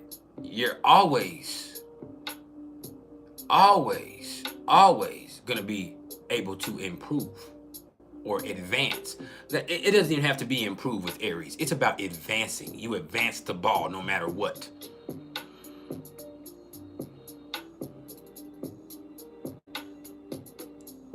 keep on matriculating down the field, boys. Yeah. That's what I'm talking about. Now,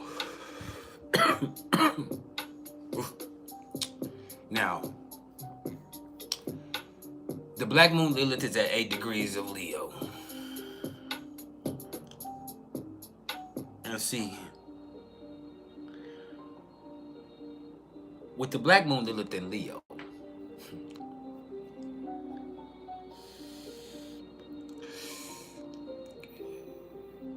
this is where things get exaggerated. And if you get an inflated and exaggerated picture of yourself, then you can see yourself acting out of character because you're defending somebody who doesn't even exist for real. This could easily be misplaced ego. This could easily be drama, or more drama than it's worth.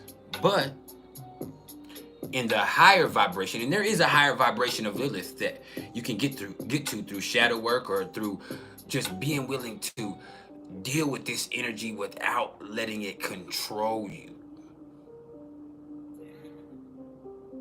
See, with Lilith, there's always a battle for dominance because Lilith refuses to be a repressive trait or repressive gene.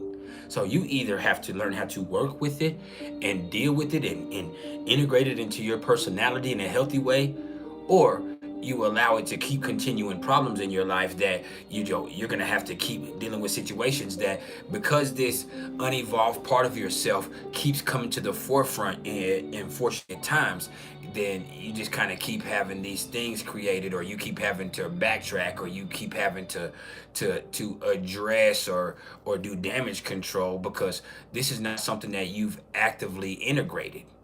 So understand, with this being in Leo right now, for everybody, you can take pride in yourself. You can take pride in the actions you're taking. But if you do not really feel good about yourself, then you can kind of tend to do shit for the show of it. And when you do shit for the show of it, or you show your ass,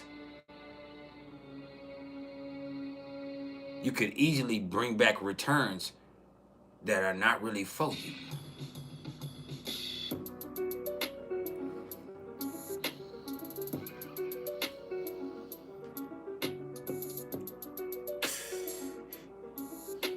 For real. So the best thing you can do is take pride in being conscious of who you are. Take pride of being somebody who treats people the right way. Take pride in being somebody who's authentic and genuine. Fuck the bravado. Be brave.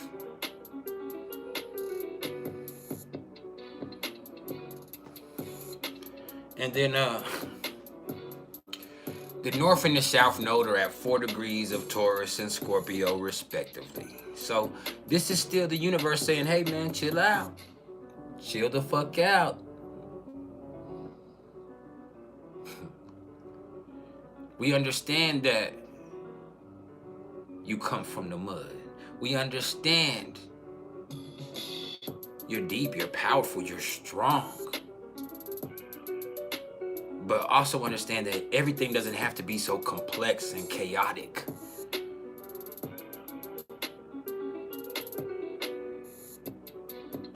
You are intense, so you don't have to chase an intensity of feeling that could also end up being dangerous or deadly to you. See, this is extremes. With the South Node in Scorpio, that's that impulse to take it too far, to take it to the extreme, to push it farther and take it deeper. Whether it be into our old ways, our old habits, whether it be into certain feelings, whether it be into our jealousy, our mistrust, whether that, all of that stuff that comes from the other side of Scorpio, when we allow that to really take hold of our life, and we allow ourselves to live in that energy, we once again put ourselves in a position that is not only unhealthy for us, but for most people, it's downright dangerous. I've seen myself put myself in those positions and into those situations to where I'm kind of in these places to where I'm around stuff that I know better than being around, because I know the problems I have. I know the stuff that I need to, I need to deal with inside of myself. So it's just not only unhealthy for me to be in that situation or to be in that place, even mentally, it's also dangerous. Like, even for me right now, the South Node is exactly conjunct my Pluto in my first house. My Pluto is at 4 degrees of Scorpio in my first house. So the South Node is conjunct my Pluto. And see, I do have this thing where I take things to the extreme. I do have this thing where I'm a magnetic and adventurous explorer, where I'm gonna keep pushing. I'm gonna keep seeing how far I can take it. My mama always said I push my limits. That's what I do the most and the best. She said that all the time. She said, hey, when she dropped me off places, she would say, as far as my sister goes, she said, hey, Jessica is a great kid. She's quiet. She's gonna be respectful. She's gonna stick to herself. Now, Roderick, he's gonna be respectful, but he's also the type of person who pushes his limits. So I'm just warning you. I know that sounds crazy for me to tell you about that about my kid, but you need to know that about Roderick. He tests his limits. He's gonna push the limits. And so you probably will have to show him what those limits are, but he will respect them once he sees them. But see,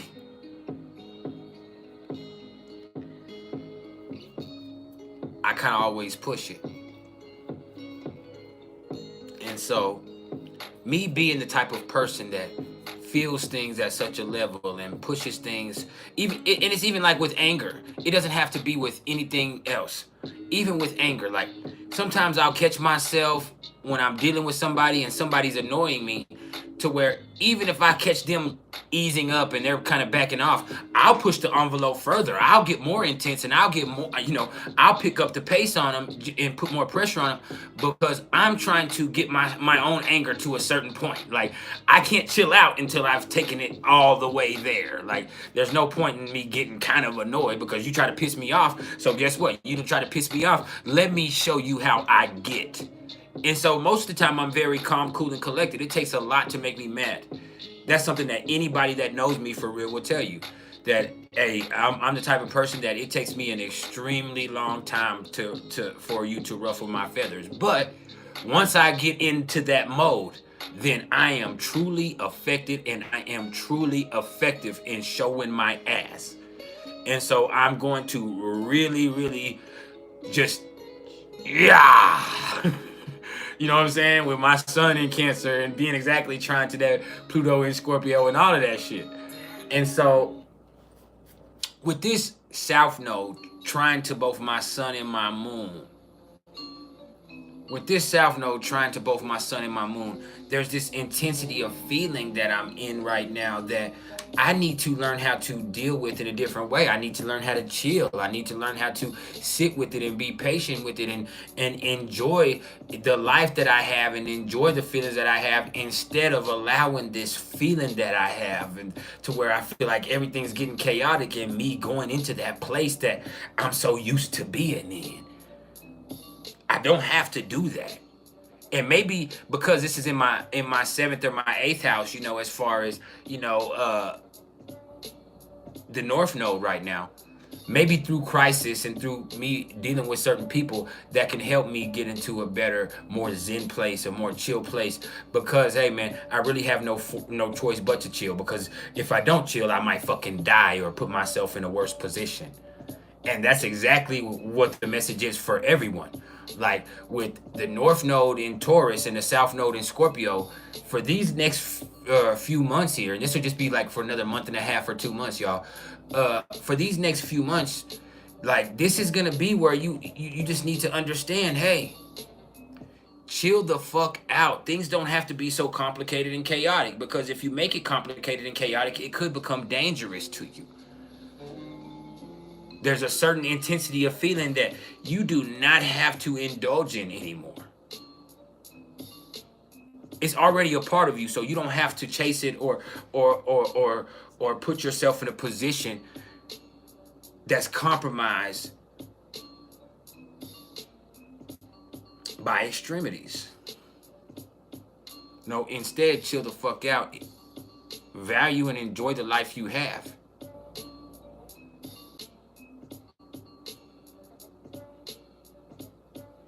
Stay safe, secure, and play your position. That's what Taurus does best. Stay safe, secure, play that position, and enjoy everything that you have in the process.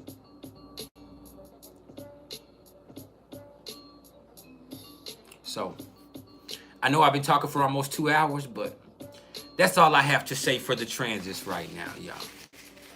Now, the floor is now open for any questions y'all may have for another 45 minutes or an hour. Let's say for another 45 minutes at least.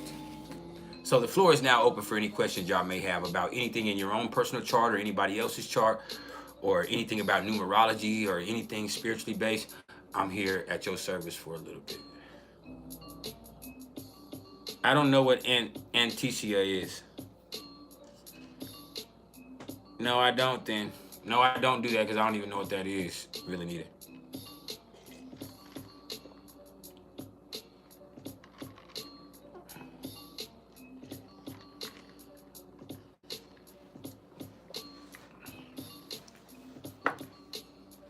Yeah.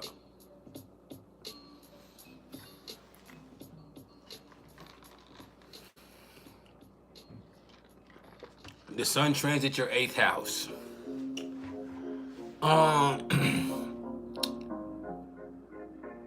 Well, you got to be a lot more careful with the sun transit in your 8th house. I'm not going to be somebody that's going to tell you that you have a possibility of dying or anything, because you always have a possibility of dying. I just want you to be more careful, because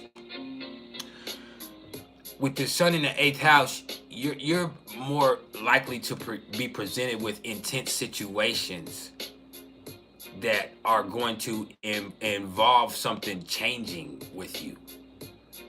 And so with the sun transit in your 8th house, that could mean all kinds of stuff. But it also could mean that things are, I don't want to say more serious like Saturn is involved, but things are just a lot more intense while the sun is in your 8th house. Life is at one of its most intensest places, and when things are intense, that kind of has a tendency to force out certain changes in our life, and that could mean all kinds of stuff, because that could either be literally where we experience something physically or something situationally that really makes us change or kills us and changes our form completely, or whatever that may be.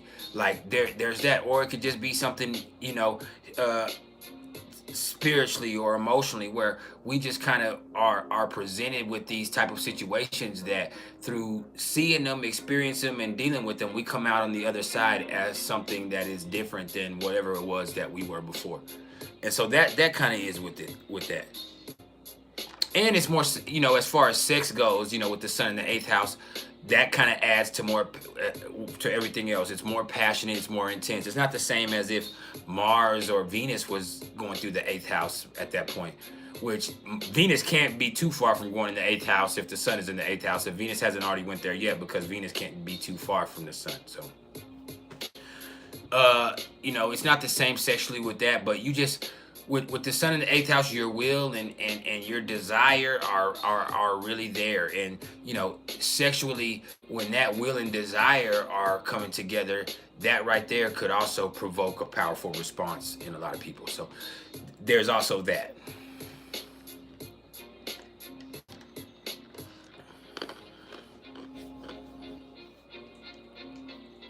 And then Royce Alexander Cunningham, you said, how can you find your love language using your natal chart?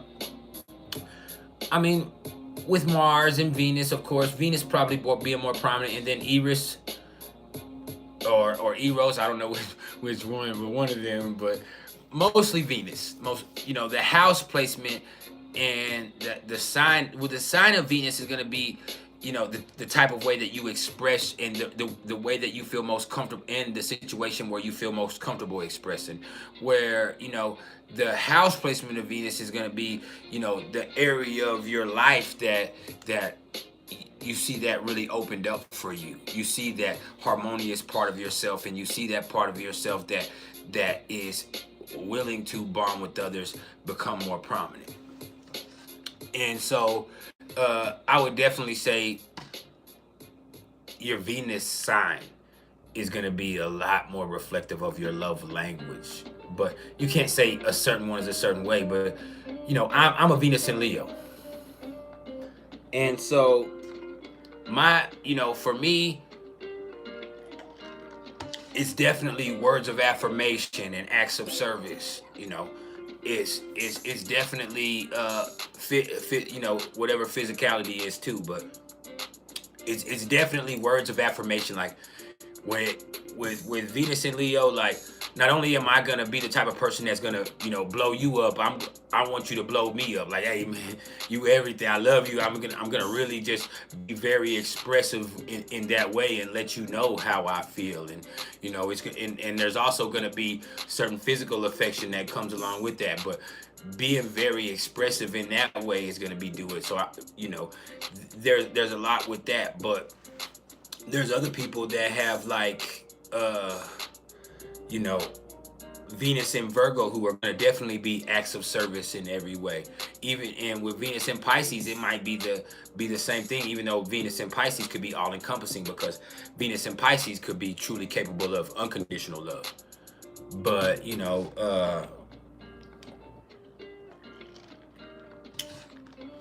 Venus in Scorpio is going to be very physical in that expression of love. And Venus in Taurus in the same way. But Venus in Taurus would also have some acts of service in there.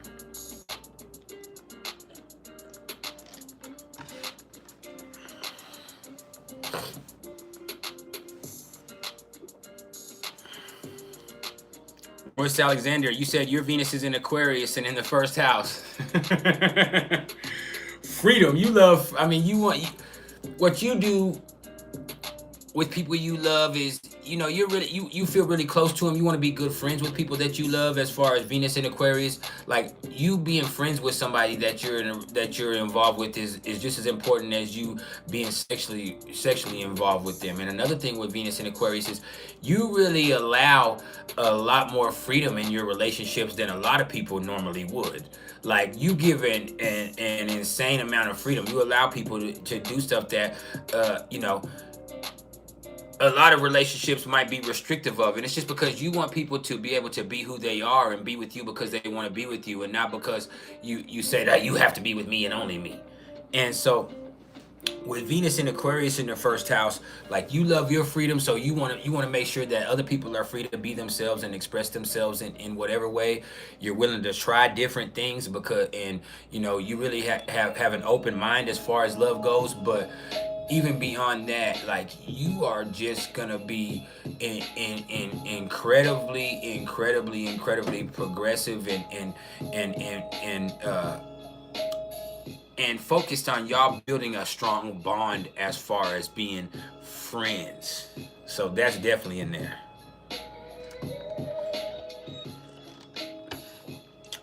Villanita, you're Cancer with, oh, you want a Cancer with Venus in Virgo.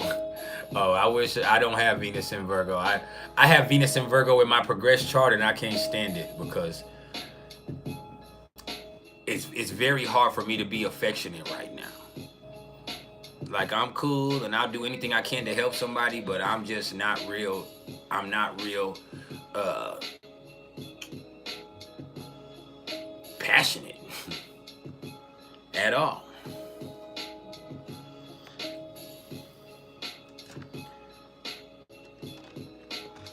At all. Now,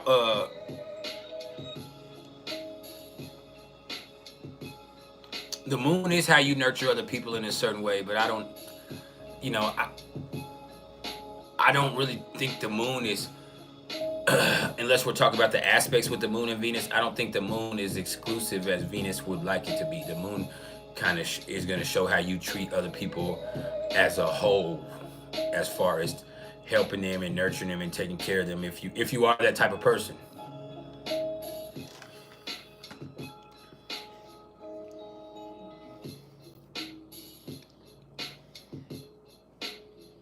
Like my dad, he's a Capricorn moon, and he's not harsh in any way, but he's just not affectionate in any way either. Like, unless he's drunk, and that's different. But he's just kind of,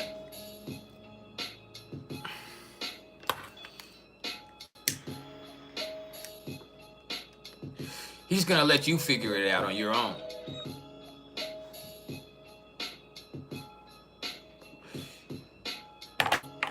Nurturing is not what he does, because he never was nurtured. And you know, like with that Capricorn moon, he's his mom died when he was 7, so he just, you know, he was not the type of person that, and his dad was a preacher of the church, and so he was just not the type of person that was nurtured a lot. He was the type of person that, hey, you kind of need to figure that out on your own. And you know, he was raised in a time where you know, whatever you experience, you need to deal with that and turn it into something productive. That's what you better do. And so he thought it was best that he turned it into pimping. And I mean, that's what he did until the drugs took control of him.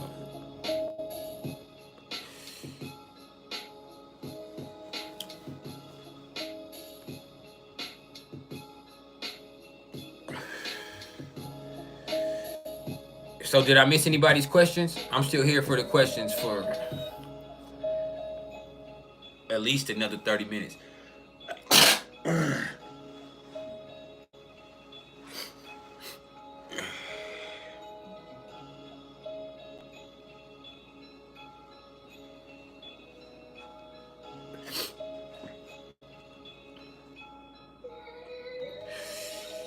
Yeah. Kenny Pooh, you said you're curious about your Lilith and Aquarius in the 10th house. Is that going to be affected by the Pluto transit? Probably. Pluto conjunct Lilith is fun, sexy. It's going to be there for a while too, so. That's just where you see a lot of those shadow parts of yourself come to the forefront, and you see a lot of the stuff that you've repressed for a long time kind of come there, and either you're going to deal with it in a way that it ends up being destructive, or you're going to find a way to get that into you and make it a part of what makes you successful, especially in the 10th house. And so that's going to be very interesting with that.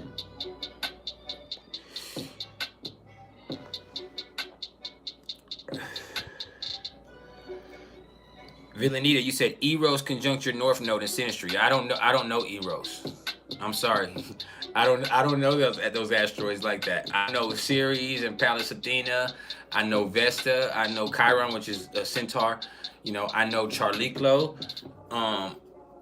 But as I've kind of told y'all before, it's only into the last year or two that I've even started incorporating asteroids in any way. So I'm just now getting into that because I have been a traditional astrologer for the last decade, and I have been very stubborn in the fact that asteroids didn't matter, but now I'm starting to understand that they do.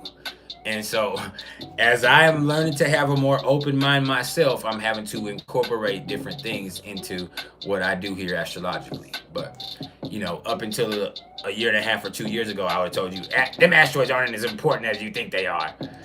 And that was before I myself allowed myself to get past my, you know, my pride in the knowledge that I do have, and me thinking that, you know, the traditional approach is always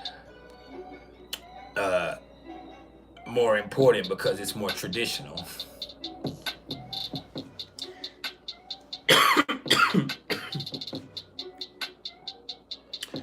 when I do that, like, I've just had to get into a different mindset. And so, Miss Blessed, you said Saturn sextile to Saturn transit. This is where you see your toughness pay off for you. This is where you know, with Saturn sextile to your natal Saturn, this is where you start to see things start to manifest for you that you've been working on for a long time. This is where you see things that, whether you've been consciously or semi-consciously or unconsciously allowing them to develop inside of you, this is where they kind of start to come into fruition. And that could be great things in a lot of instances, and in other instances it could be, you know, it's to where it's like, damn, I see that I feel like I'm failing, and so I need to make some type of adjustment. Either way, the sextile presents you with a choice. It's not like the trine, but it's definitely gonna be a positive influence to where it's like, hey, guess what, man? Like, you have come this far, and so you're gonna be willing to make this happen. Or guess what? You've had all of this time and you haven't done anything yet, so it's time to let that go and time to move on to something else. So with Saturn sextile to Saturn, it's just kind of like, hey, man, take this right here and learn from it and turn it into something productive, or get rid of it so you can get on to the next thing.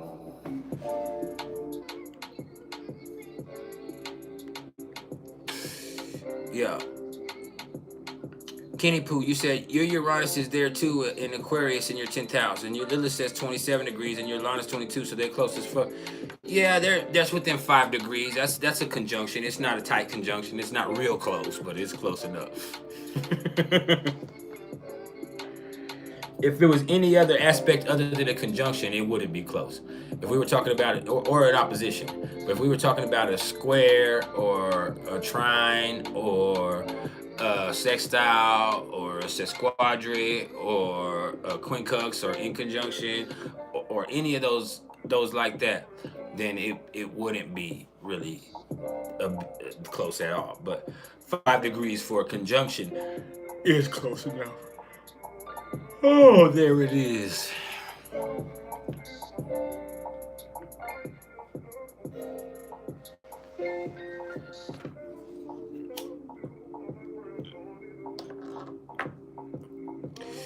Now, Villanita, you said, what about Jupiter going on your ascendant in Taurus when it's ruling your 8th house and your 9th house? Well, Jupiter coming to your ascendant in your Taurus when it's ruling your 8th and 9th house. I mean, this is just a blessing time. You might, go, in which you're prone to do anyway. You might travel. You might go somewhere to enjoy something. You might end up just find another way that you can be, you can be able to enjoy yourself in this life with Jupiter, coming into a conjunction with your ascendant and in Taurus. Like, you might, find a way that you find out that you're able to afford something that you didn't think you could afford before. You might, have just realized that, whatever you want to do is worth you trying to invest energy into it. Like, whatever that is, you're going to be able to see more fulfillment in your life just by you, enjoy, allowing yourself to enjoy a certain moment or the present moment in itself at all. Like, just, take the time to really see where you are, and you'll realize you are successful. And then you also might see that, you have a chance to, take an opportunity or come into something that, is unique to you. So for you in particular, I think that this could be very fortunate. But Jupiter going to your ascendant in Taurus will be like in a couple of months. So you're gonna, and that'll be like for a whole year. Jupiter is gonna be in Taurus for like a whole fucking year this time.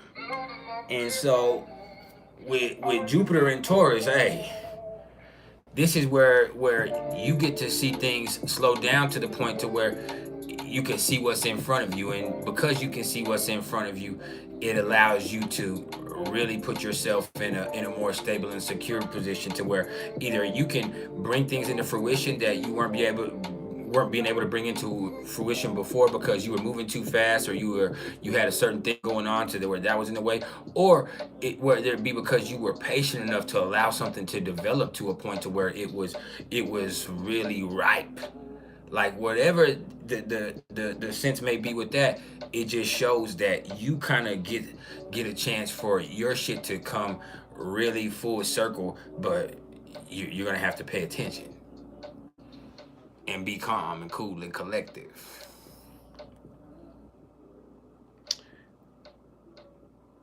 Kane, what's up with it? And Miss Bless, you can ask me anything you want. Lilith trine to your natal ascendant. It's where you're accepting the part of yourself that's different than everybody else. It's where, you realize,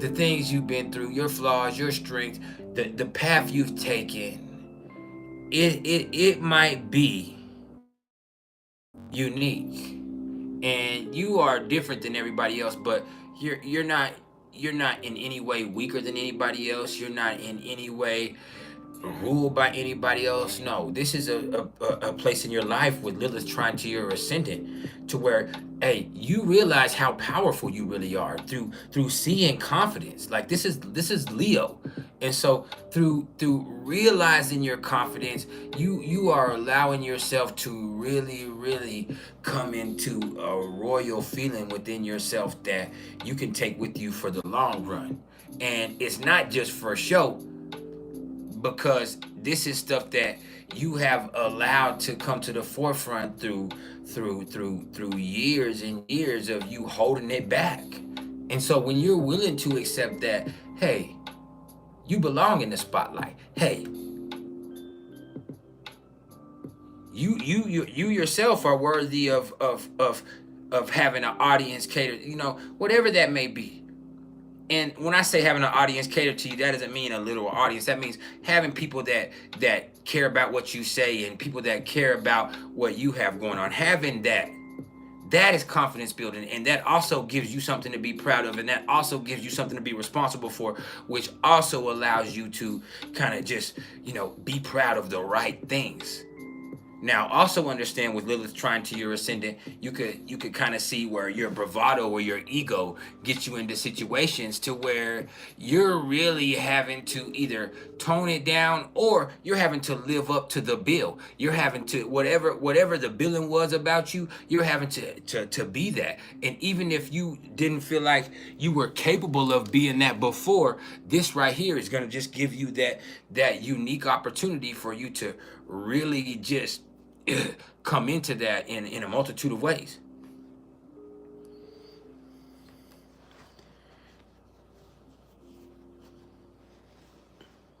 Kenny, who asked me, Kenny Pooh? You said you were told your 8th house means you avoid your 8th house means the things you avoid. Since Capricorn in there, it means no. The 8th house are not the things you avoid. I'm not sure where that principle comes from. The 12th house would be more things you avoid. The 8th house are the things that are deep inside of you. Yeah. That's what it is. The 8th house are the things that's deep inside of you. And so with that, man, this light keeps going off. What the fuck is going on with my light, man?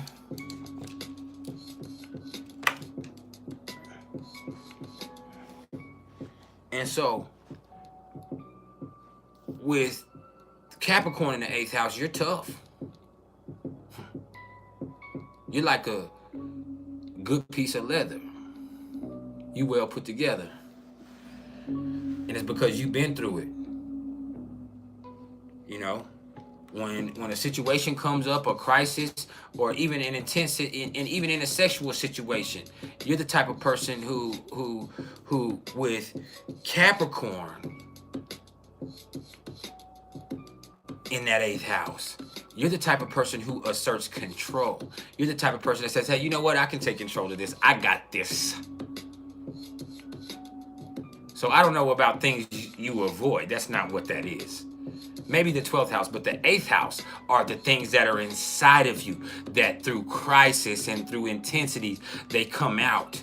And so in sexual intensity or in crisis, you're the type of person who asserts control of the situation. You're the type of person who takes charge. Like all of that.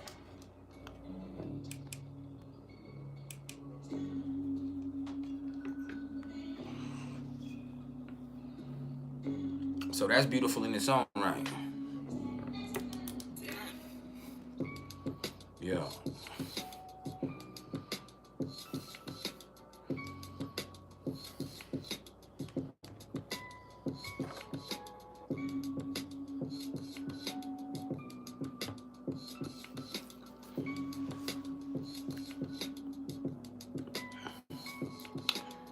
And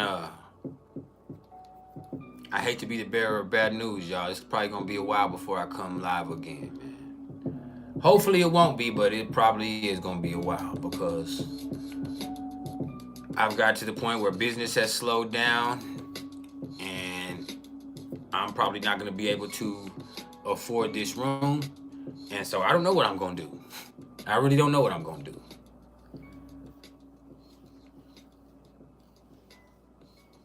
And only got a few days to make a miracle happen, and I personally don't see a way. And so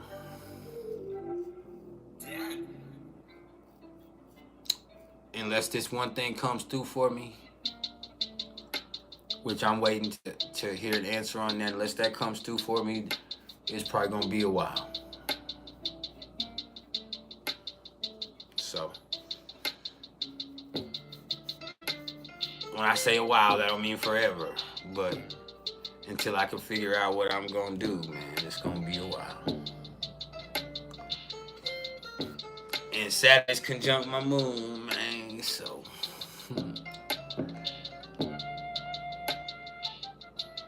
I feel alone in this shit. Like, I help a lot of people, and it's Pisces, it's crazy. With Saturn and Pisces, that's the feeling I get right now. Like, and I know people love me and people have been here for me, but it's like, man, I'm here to help a lot of people, but man, like, right now, my family's here for me, but even them, I'm separated from them. I can't get to them, and I have to stay away from them in order to protect them. And that's done nothing but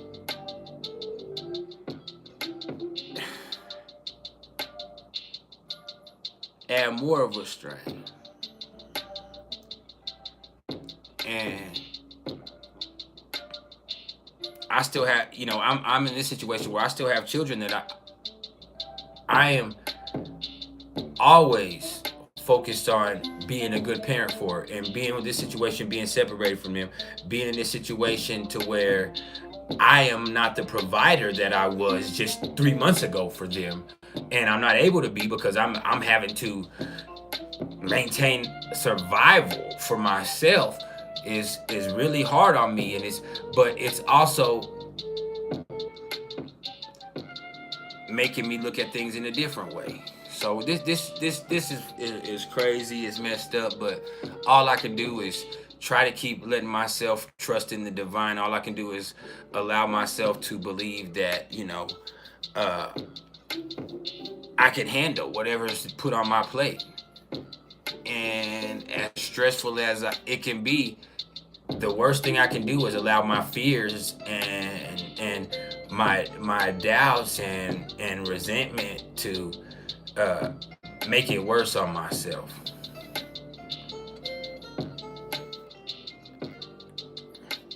Saturn was conjunct to my moon when I grew up too. This is not my first time. When I was a kid and Saturn was conjunct to my moon, my mom divorced my dad, and my mom and I and my sister lived in a battered woman's shelter for 18 weeks. And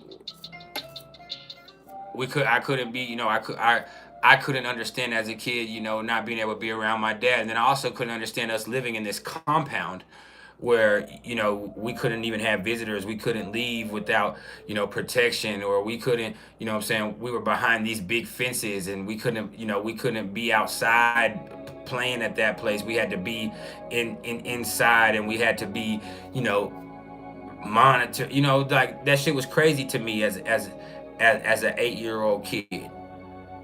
And then for me to be now,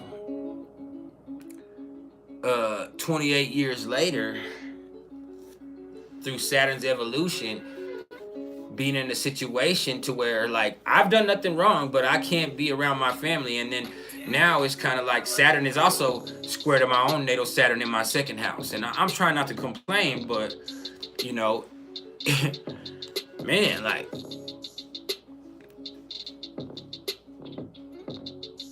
my safety is in jeopardy, but I also have to do certain things to ensure other people's safety. And I have a lot of moral support, but I also need some support. And I've had people come through and help me as much as they can, but people also have their own situations in their own lives. So you can't expect anything from anybody, and you can only be grateful.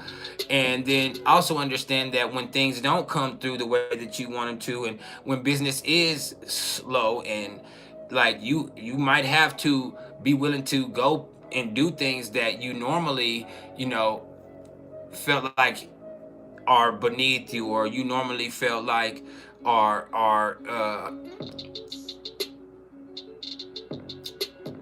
detriments to your growth.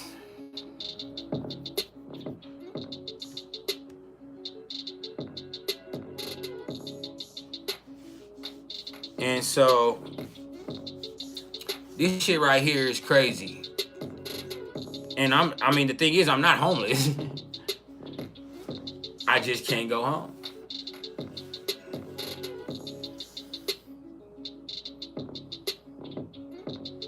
Everything's good with my family. Everything, like, you know what I mean? I talk to my lady every day. She comes and takes care of me, does whatever I need here, stays the night with me here some nights, you know what I'm saying? The kids come, you know, we have this interaction. We're not far from each other, you know, but by a few miles or whatever. But hey, I love you. Thank you so much for the love. Next time, send it to that Cash App or something. That YouTube is going to take 40% of that. And that's cool. I love you. Thank you so much. And I won't be able to get it for 2 months, but thank you so much. I love you, Miss Bless. But yeah, next time,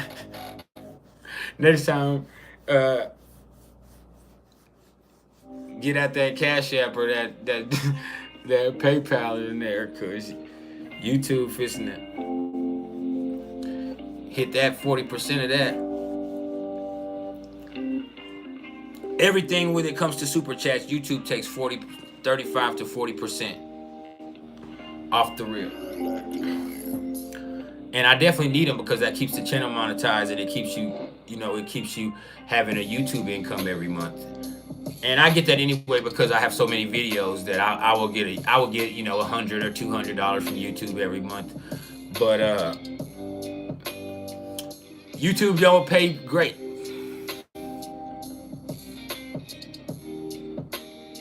Thank you for the love, Miss Bless. But either way, like, I have to generate some business for myself. I have a deal that I'm praying to God comes through for me, because that would really help me take care of things for at least a few weeks. And then we'll see from there. We'll see from there.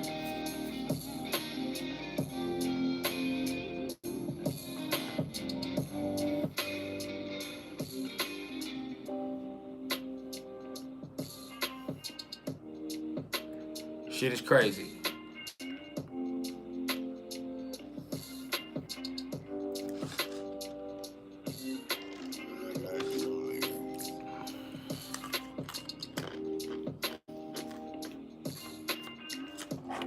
the moon conjunct my Saturn, like, and in Pisces, and in my 5th house too, like I've had to be with myself in a way that I've never had to be with myself in a long time. Like, I always want to be by myself. I always, you know, with me being a Pisces moon, I'm always the type of person that tries to and I like cheating still to be able to chill by myself. And I chill by myself a lot, believe me. But now that I'm forced to be and live by myself, and I'm being forced to, like, it's been incredibly isolating, and it's kind of left me feeling depressed sometimes. And then also understand, like, nothing has really happened. A lot of this has to do with my fear. I'm just worried about something that hasn't happened, and so I've allowed my fear to put me in this position. And then beyond that, it's like,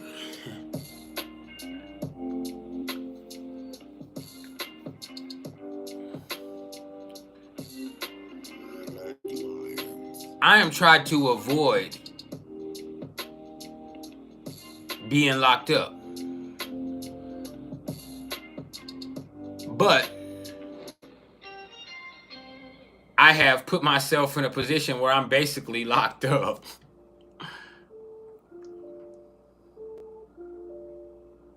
I'm able to go outside, but other than that, you know, I'm isolated. I'm by myself. I eat, wake up, work. I have a computer, a TV, a window, and a bed. And it's like, with Saturn in Pisces, you can easily become the situation that you're avoiding. And I'm realizing that now.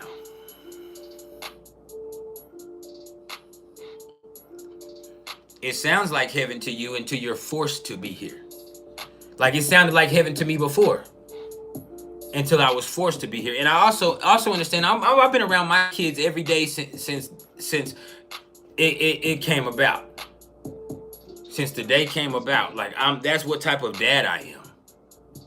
I'm fucking Cancer. So me being separated from my kids for now 2 months now,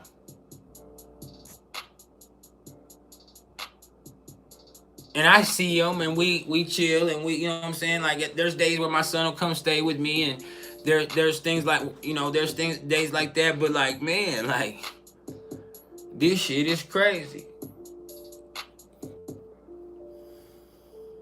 And they're there, and they're fine, and we're fine as far as our relationship to each other.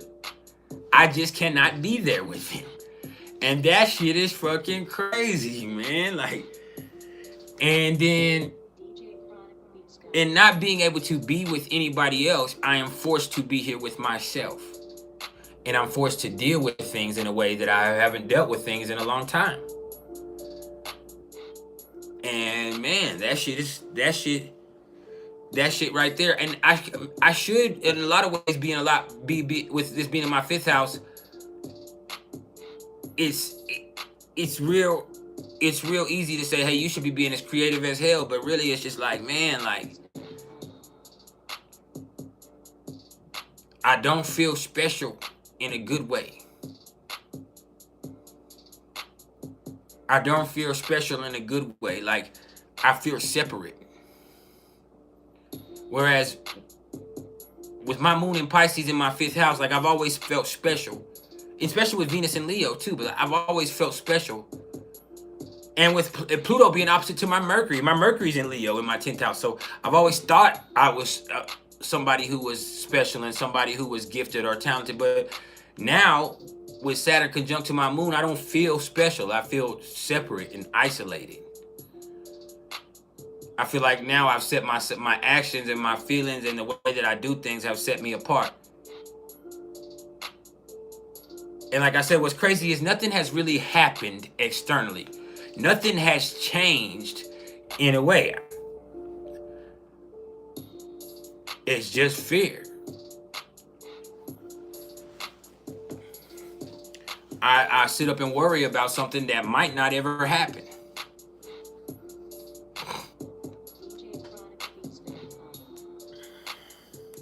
I've allowed myself to manifest a situation that has went from bad to worse because I was so worried about something that might not ever happen. But now, because I've been so worried about it, and I've been so stressed about it, and because I've made taken these actions in my fear, I might make it happen. I might bring about the exact thing I'm trying to avoid by trying to avoid it, which is, if that ain't Saturn in Pisces, I don't know what is.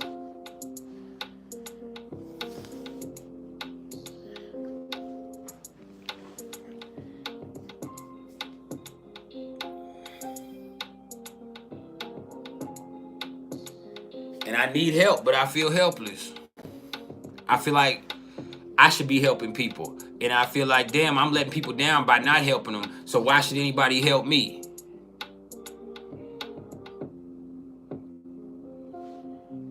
People be on this channel all day long telling me, hey bro, you're amazing, you touch me. Hey bro, this is special. Just keep it up. Hey bro, you're great at what you do. Like whatever video they saw, whatever that, there's hundreds of my videos. So people they always are commenting positive things. They're always giving me, and as the channel keeps growing and it just keeps growing on its own, no matter what I do, like I receive nothing but love and positivity. But like, because I'm in this place right now, I'm like, damn, bro, like, they just love who I used to be or what I was doing. I'm not even doing that, and I'm not even in, like, you know, I'm just letting them down right now. And that's like, all that shit is self-pity bullshit, but it's also something that I'm allowing to manifest. So I'm learning how to get that from inside of myself, to get that validation from inside of myself because of who I am, not by what I do. I think that's where it comes from, is when I can, you know, stop being so concerned with proving and showing, and I just realize what I am. Then I will see the true divine special parts of myself. And then in being who I am, I realize, with this being in Pisces, that I'm a healer, I'm a helper, I'm a lover.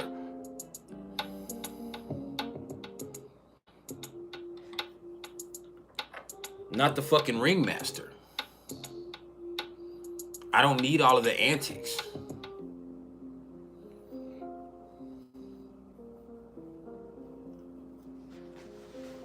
And so I'm learning.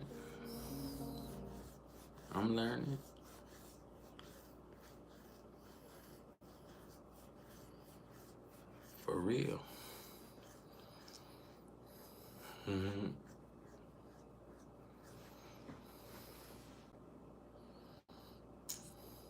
So, do y'all got any more questions? I got like 15 more minutes in me if y'all got any more questions. 20 at the most. So,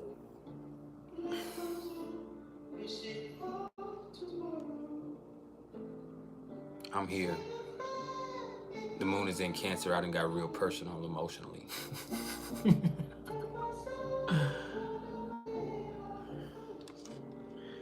But that's all right. If it's there, it needed to come out.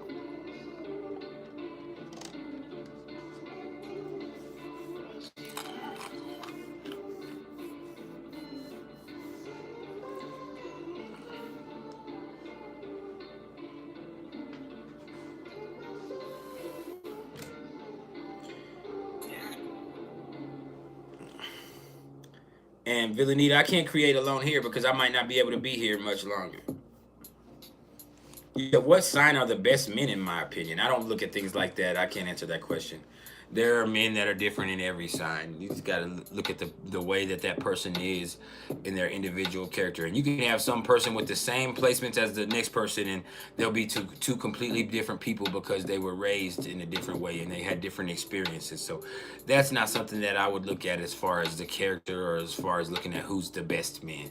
Like, you have to look at each individual individually, because there are some people that are pieces of shit, and then people are also different men in different times in their life. That's the thing to understand about men. And maybe it's just me, but a lot of men, like, if you ask some, if you were to assess who I was character wise 20 years ago, or 50, just say 15 years ago, you would get a whole different assessment of who I am now. Like, I would, I was a person who was trifling. It didn't matter if I was in a relationship. It didn't matter what I have going on. I'm fucking with everything that's fucking with me, and you know what I'm saying. I'm the type of person that was very manipulative. I was, you know what I'm saying. I was the type of person that was slick.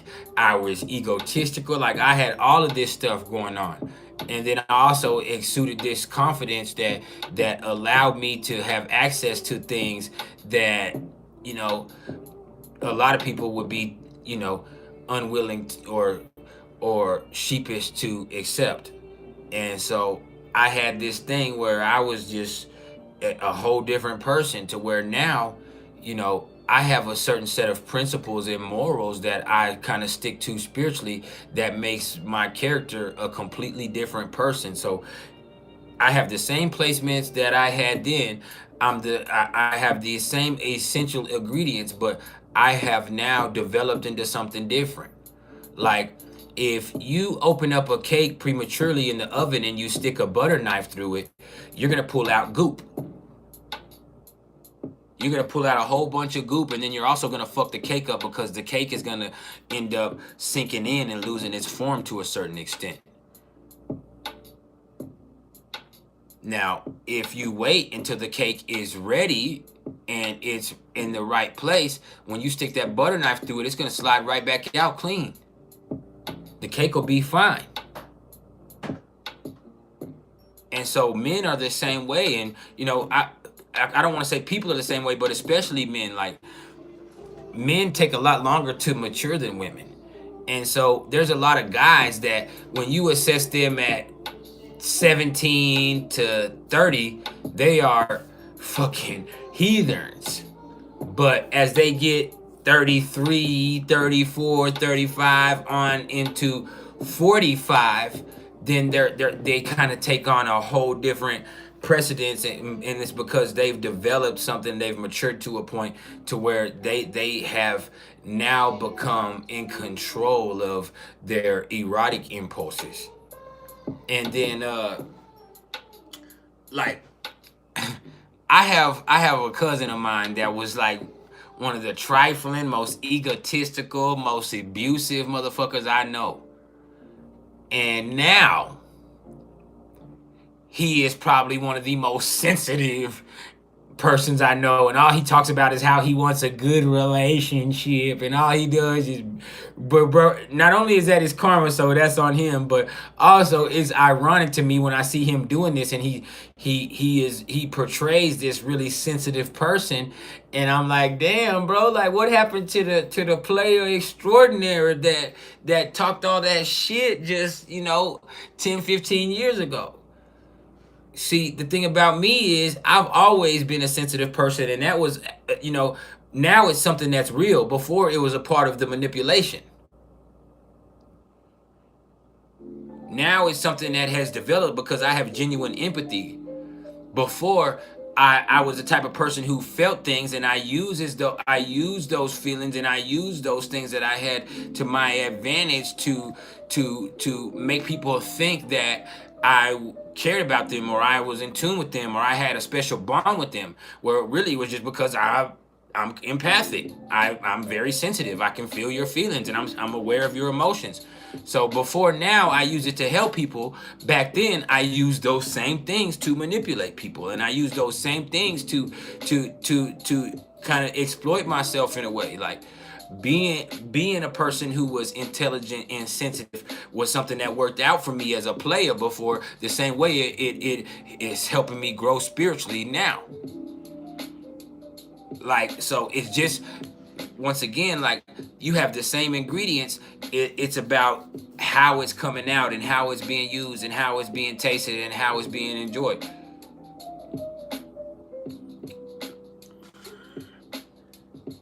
Just like if you go order some Chipotle, and I don't know if y'all have Chipotle in England, but if you go order Chipotle and you get a bowl, and before you eat it, instead of eating it out of the bowl, you put the bowl on a plate and you flip it upside down and you eat it bottom side up, it's gonna taste completely different. The same thing with a hamburger. If you can take all of the ingredients of a hamburger and just put the meat on the outside and put the buns in the middle, it's not gonna taste the same. It's not gonna be anything like what it was before. It's all the same ingredients. It's even built in a similar way, but if it's stacked different, you're gonna react different, because it's not gonna be the same it's not gonna be the same outcome. And so there's that. And so just understand, when you're dealing with men, there is not a better sign with men. The thing with men is you have to understand, is a man mature and evolved, or is he still in that little boy state of mind?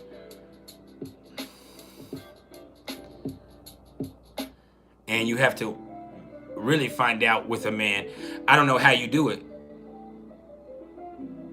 You have to really find out with the man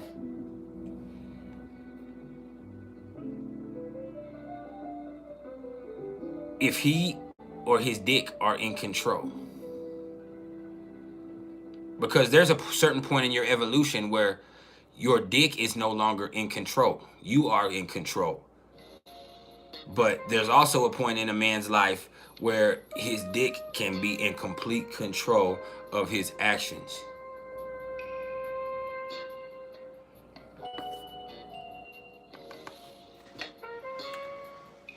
Oh, for real, Kenny Pooh? That's crazy.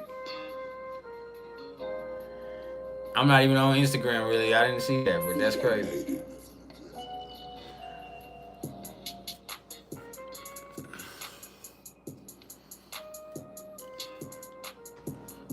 It'll taste completely different.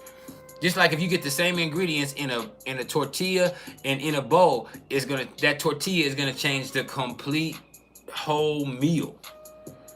If you take it from that tortilla and you take it from that bowl and you put it into a taco bowl, it's gonna really set it off. Like, just understand, like, things, you know, there are certain things that influence the outcome of whatever's going on. And outside influence is important into the inside ingredients and how they express. So just like with taste, it's the same thing with emotions. Because of experience, because of influence, people who have the same placement, people who are, you know, the same way as far as the internal ingredients, are going to come out a different way. And also understand, there's certain things that are going to react a certain way if you freeze them. There's other things that are going to react a certain way if you boil them. There's other things that are going to react a certain way if you evaporate or you expose them to another extreme environment. And so all of that kind of has to be taken into play. So all the independent variables are always going to be important no matter what you're incorporating. And with men, even more than, or with males more than females, how far they are in their maturation process is going to be really important. And you do have some guys that were raised right and they have morals and their maturation process happened really early. but that's not something that's common. Like my brother, he's one of the best guys that I know, and he's the type of person that he matured very early, at a very early age, to where he developed principles as far as sexually, and he was not the type of person that just got out there and messed with anybody, because his morals were more important than that. And so my brother is the type of person that's been like that since we were young teenagers. But I've been the type of person that was not that way. Like I was a stone cold freak from a very early age. And me and my brother were, we're the same. We were raised with the same stuff inside of us as far as genetics and all of that. But he was allowed to be around our family a little bit more, because as far as my mom's side, because he conducted himself a certain way, and because he didn't do the stuff that I did as far as stealing and being wild and acting ghetto and all that shit that I did. He didn't act that way. He conducted himself a certain way to where people other than my grandmother weren't just endeared with me. They were very endeared with him. My grandmother was just endeared with me.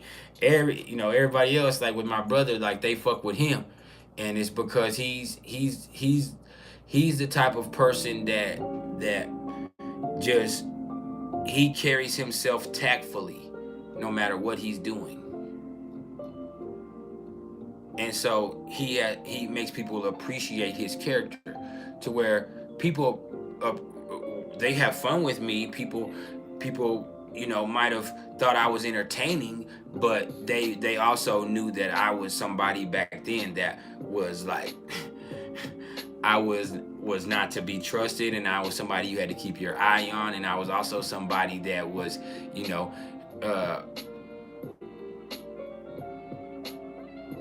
not good or bad then. I was somebody who was very, very, very, very hard to get a handle on. And so as I have grown and matured, like I said, it just was about developing principles.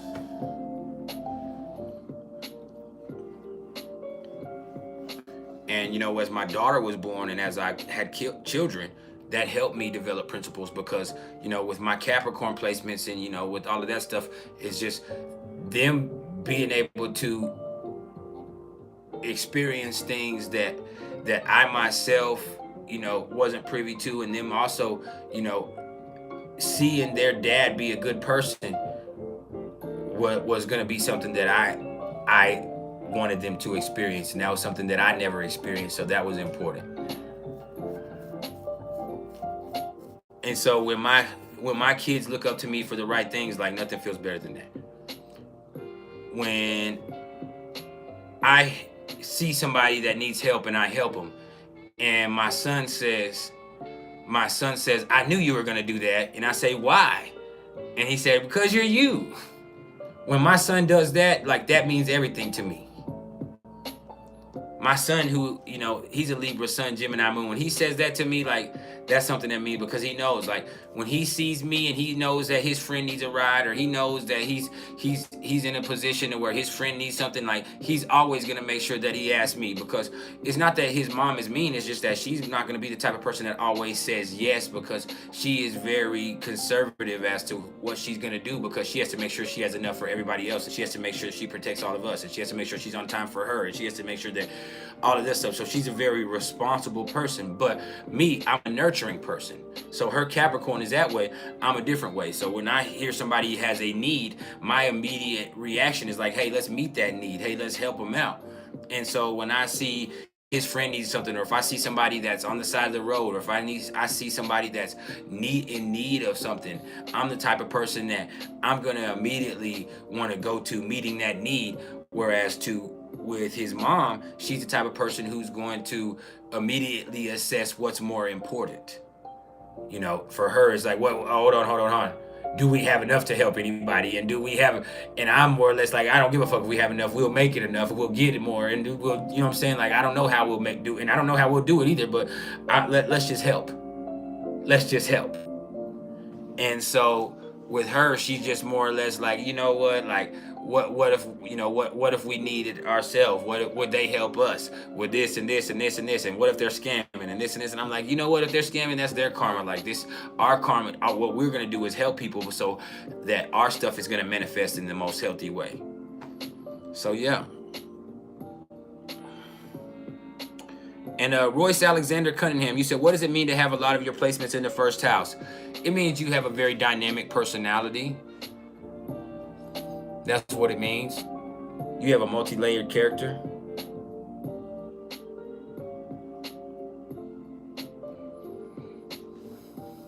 So hey, y'all, I'm finna go. I love y'all. I appreciate y'all. It's been a pretty cool session. I thank the love and support. Hey, if any of y'all want to help me out, once again, I do need the help, whether it be through coming with business, and that means hit me up in my email, which is mr.turner1300@gmail.com, or through donation, which you can see the links to my Cash App, my PayPal, and my Venmo, all in the description of this video and in the description of all of my videos. And so anytime you want to help out with that, that would really help. If you don't, I love you anyway. I'll be here to help you if I can.